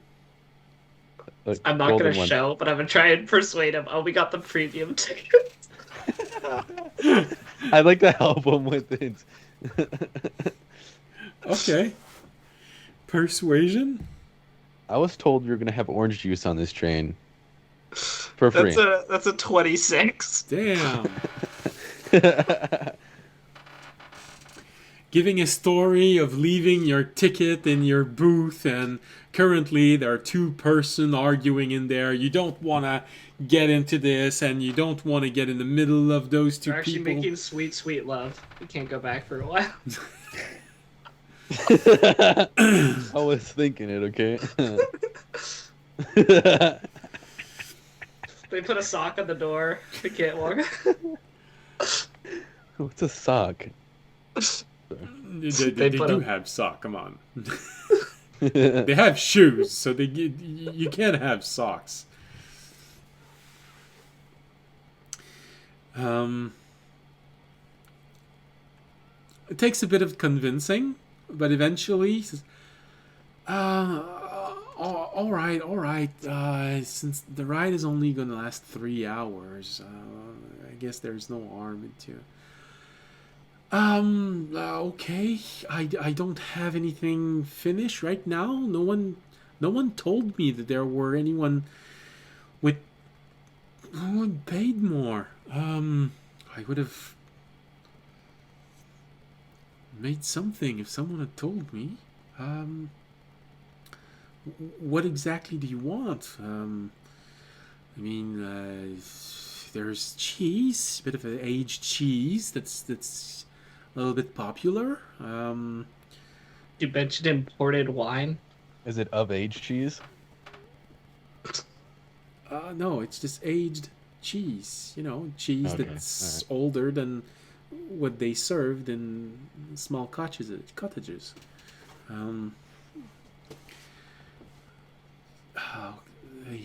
Just aged cheese. I don't think there's an actual name for it. It's just cheese that's older than the normal cheese. At least no one told me there was a name. Now there has to be names? I'll take some of the aged cheese and a bottle of the imported wine. Oh well, it's ale. It's ale. It comes from a dwarven brewery. Oh, that's fine. That'll work perfectly. Okay. Hold on. He pours you a pint. I don't want a pint. I want the bottle. I don't have bottles. I have barrels. I'm not gonna ask this barrel. I thought about it. I'm not gonna ask this. Can you just roll it into my storage over here? Don't ask me how it got here. You just set up a barrel between us. Don't worry, we'll drink all of it. So you don't have any like appy juice or like chalky milk or I need. I mean, if you want chunky milk, yeah, I can probably figure a way to do that. That Mhm. was chunky milk. That worries me. Wait, what? Like, how old is this milk we're talking about? Well, if you want it chunky, there's only two solutions. It's either been there for too long or put vinegar in it. Mm-hmm. No, I'll pass. You got beets? I have them raw. That's fine. That's fine. Can you milk the beets? I want the juice. Milk the beets. What? Or like smash it. Like, you know how to make beet juice, right? You worked here for long enough. Where do you all come from? I own a beet juice farm on one of the other islands. I've never heard about that. I want to see this. Where is it? So we just kind of like opened up. So you might not be hearing about us. But yeah, could you make that beet juice for me? I'd really like it. How do you make the beet juice? I've never So juiced the I beets. kind of just like I mush it up, and then I get a cheesecloth and I squeeze it through after I'm done mushing it up. And this can be and then done in 3 hours? It should be. I mean, it should only take like 30 minutes if you do it fast enough. I'm a professional beet juicer, so I could do it for you. Oh yeah, sure. Please show me. He gives you a 3 or 4 beets and a large cheesecloth, and please go. All right. I'm gonna take the mortar and pestle. Wait, you have a mortar and pestle I could use? Jorg has. All right, Jorg, can I use your mortar and pestle? Guessing that he's here. Yes. Yeah, sure. Alright. He can open up his cabinet and let you use it. He's gonna draw Alright, a little so- bit of attention, but It's fine. We'll be okay. I start grinding up the beets inside the mortar and pestle with the mortar and pestle. all right. So And you know that the about 3. mortar and pestle from a Is it a small one? it's probably the size of your hand if you completely open oh it. my gosh. Which means a single beet will probably take the entire place. I will start chopping up the beets into small pieces. I'll put it in there, and I'll just Alright, smash it up. So you watch Tobiyashi make beet juice. Yeah, and I make the beet juice. Just a small little cup of it, you know. Yeah. How strong is this ale, by the way?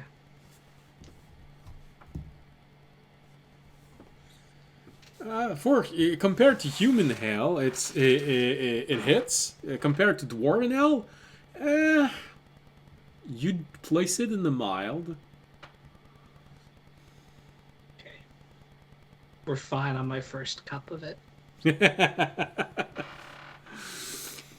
So you all see Tobiyashi beating down on some beets to try and transform this into juice. Well, I think it's gonna turn into mush before, and then it's gonna be Yeah, a and thick then- paste. And Yeah. Well, when it's a mush, I then put it in the cheesecloth, and I just wring it out, right? And then it turns into beet juice. yes, have you actually done this before? Never. Um. This is all hypothesized theories. Yes. I believe it would work. Yeah, I think yes, it worked, but not right? in half an hour. that All right, was I'll my make a point. roll. It has to happen in half an hour. Ready? You see Tobiyashi put Never all mind. of this in the cloth. You know, he's been grounding up beets for probably the past 20 minutes. So now his arm is starting to be sore, and puts all the beet inside of this, and he starts twisting it. And especially you, audience, you sort of notice that he's tired from this, and he's twisting it, and only drops are falling from the cheesecloth. Just pook.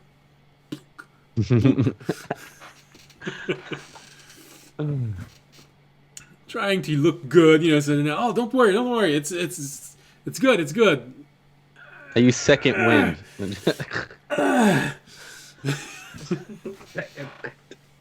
Audience, could you help out a little bit? I need Yeah, your sure. arms. I'll Yeah, just squish it all out. I'm actually one of the farm hands on his farm. Okay. Yeah. Yeah. So All right, make a strength roll. yes. I'm making an athletics roll. Yeah. Athletics, okay, that works, yeah. I got a 19. All right. Well, you start doing this, and initially you think that the cloth might have ripped. Then you remember that. Oh no, that's right. It's Remy's shirt. And you keep on going, and the shirt just keeps ripping and ripping, and letting your bulging muscle peer through and give a show. You get the guy to go. Is that what it takes? Oh yeah. How strong This is is he? Well, he's my best beet juice hand. That's why I brought him with me. Man, he can He's really a- beat the beat. Yeah, he's a You good can really beater. Beat those juices. He's the master beater, actually. Oh, no. And this is where we end the stream today.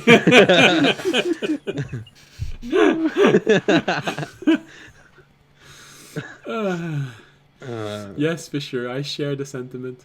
So after we're done making the beet juice, I give George back his red mortar and pestle now. And audience is actually attracting a small crowd of people watching his Solid bulging what? muscles. No, it's fine. It's fine. Especially the women. Some of them are just looking at this and and you hear whispers going through the crowd of people who Nothing are to see here. Nothing to see. Get back The to new hot job's gonna be beet juicer. Let's just stay on the Attracts island the and start ladies. a beet juice farm. We don't have to go on adventures anymore. No, this Just is our beet juice. retirement plan now. This is- Juices to take off.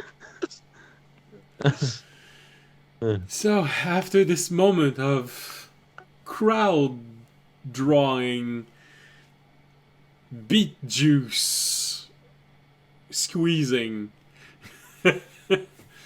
you end up with we get a cup. yeah. You'd forgotten how sour this is when you take it raw. Yeah. You have this moment of, and all your entire face just goes. Oh, it's good. It's good beet juice. Makes you feel alive in the morning. Wakes you up. Yeah. Audience says So as this his is actually muscle better than keeps coffee. bulging. Drink one Should cup we of this pass? a day. Should we pass around the beet juice? Yeah, So we other people pass around the beet juice so people can take a sip of it. It's an acquired taste, but true men. It wakes you up. It's better than coffee in the morning. Doesn't give you that that crash after a while. It's gonna look around, muscles bulgy, but true men would drink beet juice in the mud. You see a few guys there looking at themselves and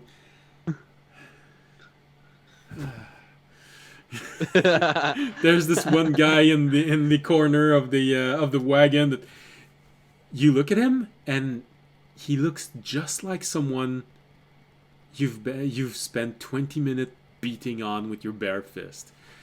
Just your bulging muscle and everything you just said completely defeated him. His ego has been pulverized.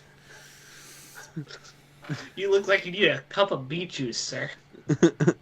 He doesn't even argue. You see his mouth trying to form words, but no Throbbing. sounds come out of it. He just takes the glass and drinks it. And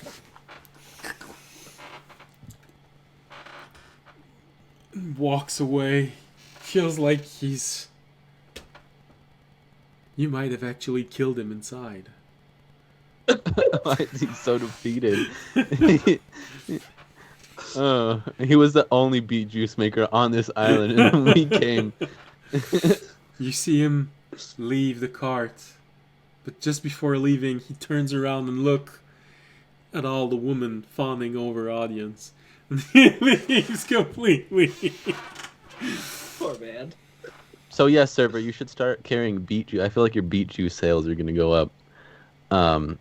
Maybe get some, but yeah, that's about it. He doesn't And even then- look at you. He looks at audiences. How much do you charge? I'm gonna hire you right now. For what? What is the favor being asked of me? It depends. Hey, on the, I depends on can't the, have you. I can't depends have on you the taking my service. best employee, sir. If we're gonna talk business, it's got to be me and you talking, okay? I know he's a good hand, but He doesn't listen to you. He just looks at the audience. oh, come on. Gotta talk to my boss. You insist that Tobieshi is your boss? Yeah, I do. Okay. Well, he turns Oh, he toward did. you and... Gotta talk to my boss. So, I'm gonna buy him from you. How does Okay, 5 gold wait a minute. sounds? He's not my slave, okay? He's got feelings. You can't just buy him. All right? You got feelings? I look over at audience. Quick double check. I got these. See, I told you, he has feelings. All the feelings I need. So what are you gonna have Remy him do? resists the urge. Remy resists the urge to put 6 gold coins on the table. So what are you gonna have him do? I What get kind of in a work- bidding war with this man. what kind of work is he gonna be doing? The same thing Even as though- that. I feel like every single woman that's gonna enter this train is gonna come visit me. Hopefully, some of And them buy will, beet will juice, stay right? for me.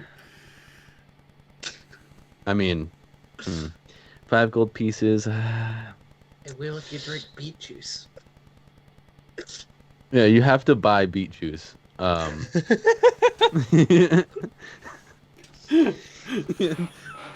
We'll have a delivery on the next time you go out. So he'll make the beet juice, but you have to buy it from him. 8 gold. 8 gold. 8 gold. I'm gonna buy him off of you for 8 gold. I look over at audience. I'm like, nah, he's more valuable than that. He has a wife and kids at home. Immediately, you hear a long, drawn-out sigh from half of the women inside the train. I mean, he's still up for grabs. Only but half of it's them. like- The other half don't care. the other half is just like.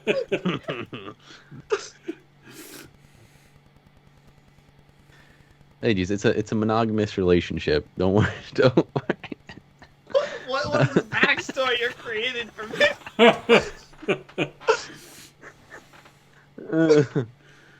I don't know, sir. We'll have to think about it. I gotta go talk to him. We gotta discuss this. We'll come back to you on that. This is when we leave to go back to our card. Yeah, this is when we leave. I'm just gonna pour myself one last glass of wine, kind of tip my head to all the ladies, and then walk back to the cart. One of them faints. That's what it's all about, guys. You That's killed why him. we're here. Just because I think Remy will enjoy it, I'll pick him up and carry him back to the cart. Remy faints. No. I'd like to say I passed the guy my card, but I don't have a card for my beet juice sales. Then we walk back after the Toby's, this is just quickly right out of card. Toby's beet juicery, just hand it to hour. him. Beet juice. Like, what, you don't have a business card just like ready to go? Just like bad business form, man. Shit, I know. How are you gonna get people to know who you are if you don't market yourself? Yeah, while audience is taking his last drink, I write up a card really quick. I give it to the man. What should the name be? You have 10 seconds to decide because it's while he's... The master beaters. And then, and then Oh. Is that your final I give him choice? the- that's my final choice. It's my last offer. I give it to him. It has like a little beet juice poorly drawn on there. No, you just spilling you over. just let a few drops of beet juice fall Yeah, on yeah. the card. The master beaters. Interesting Look us up name. when you're next in town. Yeah. Bye. You leave audience with Remy in his hands. Fisher holding back a wild laugh.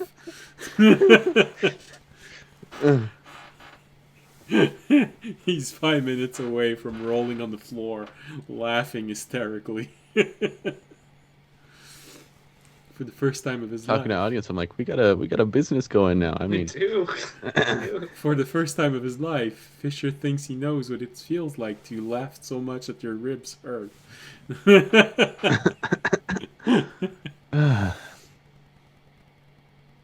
Which is wild. Fisher doesn't have like a diaphragm that's getting tired. It's the root system inside of you just quivering so much from laughter. Alright. Hope this is saying that we're done with their combo.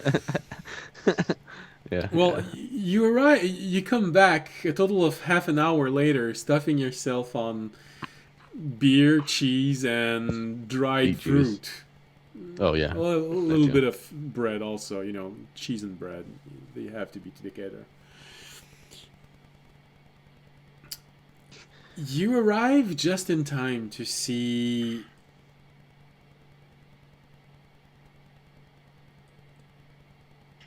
Sachet murdering Civ. I don't think Sachet would be murdering Ziv. I think Cuddles would be.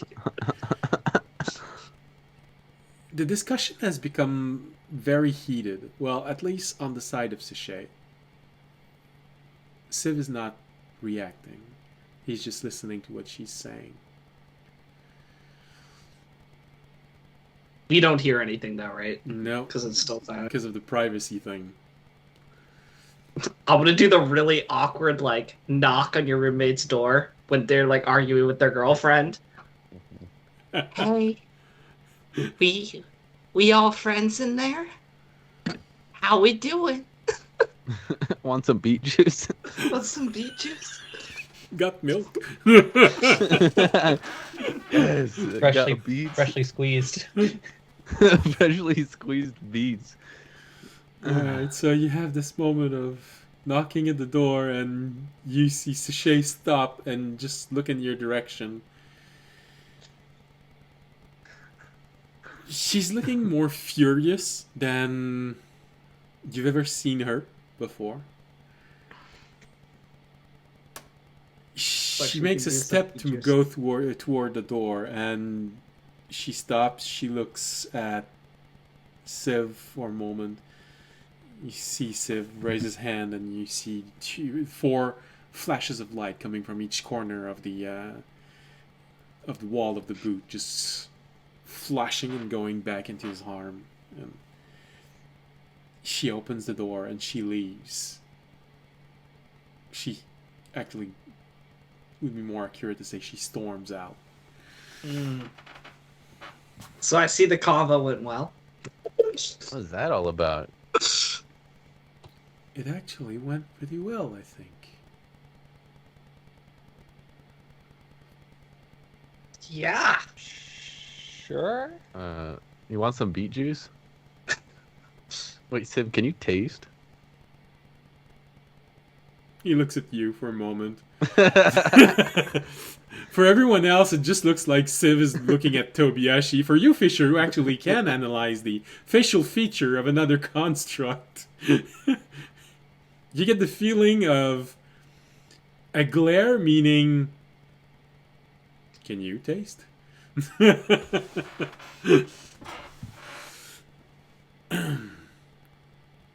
Well, My preference lies elsewhere. okay. I'll sit in I one don't of the know. chairs. I don't know if Raimi is still in the audience's arms, but just like looking up at him and like it's like and like says, you know, like in a gruff voice, should I tail him? No, leave her. Let her be. She just probably needs a second to cool off. Rami, I think you should tail her.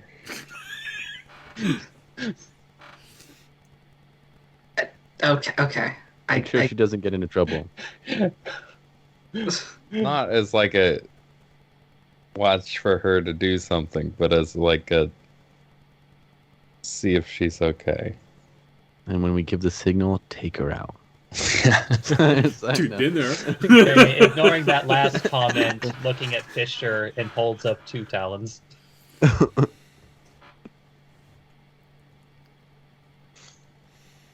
Uh-huh. What? As a reminder, you listed 2 things, and he held up 2 Ah, talons yes. to Okay. confirm his intent.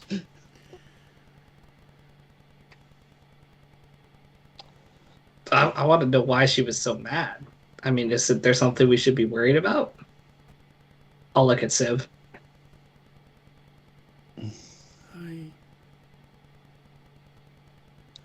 Nothing that would affect your mission, I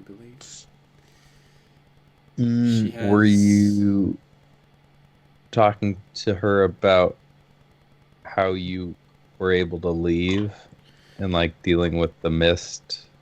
She did ask Judge. questions about those. She seems to be very touchy around the fact that she's a tiefling needs to mean something because of the judge. Well, it is clear that she has never faced the judge. I don't think the judge would judge her poorly. I don't think so either, but she seems to have this deep held belief that it would because she's a tiefling. And Well, that probably stems from the various wounds she has accumulated throughout her life. I mean, that was probably very painful, being hung by your horns like this for hours on end. How else could she have gotten those marks on her horns? I think that someone... Wait, pause. Hold on, pause. I think someone beat the notion into her that she was fundamentally evil.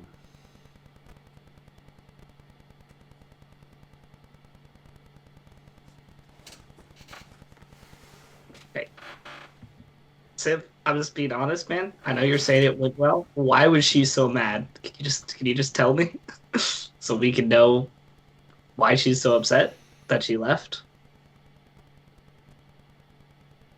In her own words, why do you get to see the sun?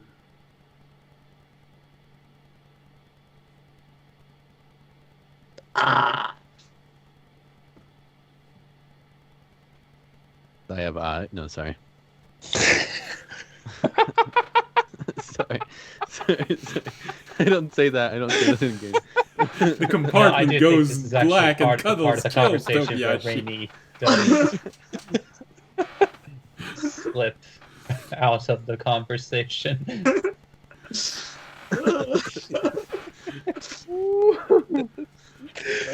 Sorry, they're just coming to me tonight. First Ouch. beats. okay. I see.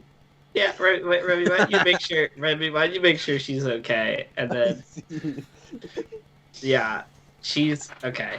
I get it. I get where she's coming from. Yeah, so yeah, Rainy, somewhat reluctantly, like slips himself out of audience's arms and like goes to be like someone else's emotional support Kenku. Ooh. Good thing she I'm very gonna look good at listeners. Civ. I'm gonna be like, if you made her really mad, just be careful of her stuffed animal. He might not appreciate that. Well, yes. Cuddles, I believe it's called, radiates a fair amount of magic. Fluffy. Mhm. Yeah. Yeah. Just keep an eye on him and he can't move. I will keep that in mind. He And can in make line you of look sight. away, though. I think I know how to handle this. Well, Rips apart Cuddles right there. well then, please sit down. I believe you have at least one party member missing, and I don't see your dog. I thought Jordan came back with us. Oh, that's our dog. I point over to Jorg. I was leaving the door open in case Jorg wanted to either Oh. stay there, come with you, Yeah. or try to go see Sachet. Oh, Just gone. Because never mind. We didn't say anything. Never mind, Jorg might yeah. not be, Jorg might be there. He might not be there. We don't know anything. Because I was about to end the stream. Yeah, Because that's fair. Leave the door open. Take back what we just said. You can decide where he is. Yeah, he turned into a fly and he's just sitting on the wall now. I'll just look around. I'll be like, oh, well, I thought he came with us. Or maybe Yeah. he did. I don't know. No, you have to Beaches. end that. Actually, I think he's. And this is where the you see Yeah, to be yeah, there you go. continued. Actually, I think he is. Fades to black. It all go. Remy looks at The sound just go. I think he actually. Fades to black. Little message pops up. No beats were heard in the making of this episode. And no blind person were hurt. No If you beats were heard in yourself the would making like of to this try, episode. if you yourself would like to try beat juice, head on down to 4545 beat Master beaters. master beaters. I'm so glad you didn't go the other way. So yeah. I think this is where we should end today's episode, as gonna give Jorg a chance to either be with the party or go with Remy and help Sachet deal with this, or go back to the compartment where everyone ate and bask in the glory of beet juice.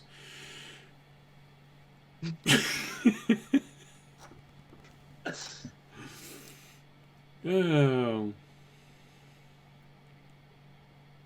All I'm gonna say is we have a great cover story now. For if anyone asks about like us, Yeah, I've heard about those guys. The they're beet farmers, beet. beet juicers.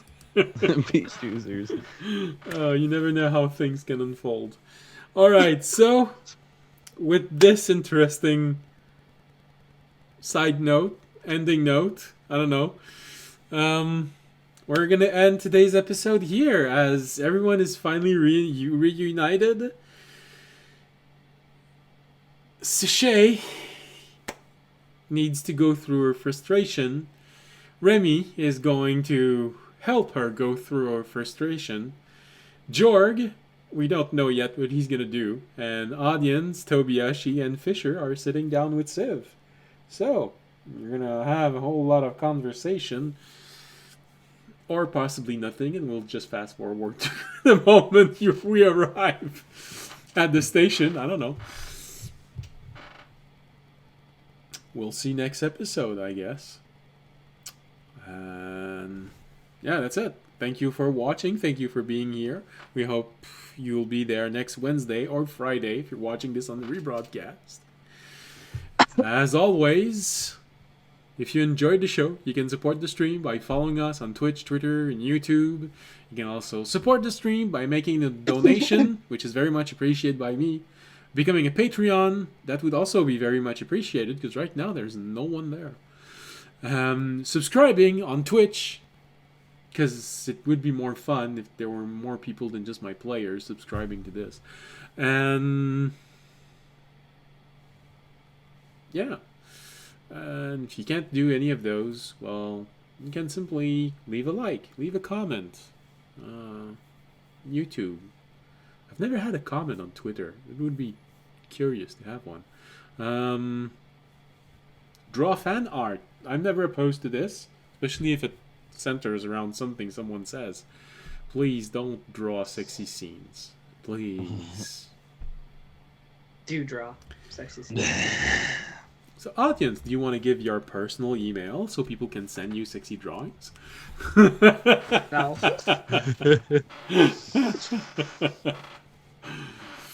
Send it to the business email, masterbeaters.com at gmail. Careful. Jeez. Someone's gonna take this. I'm pretty sure someone has already taken it. Damn it. All right. And of course, if you can't do any of those, simply spreading the word helps tremendously. Spreading the word of thoroughly beaten beets to get good beet juice. And so with this, we end today's episode. And remember, if you're watching this on the rebroadcast on Friday, if there's at least 3 of you still there viewing this episode, we will be rating someone. Maybe Tobiyashi, maybe someone else. Who knows? As always, good night and stay healthy. Bye. Bye.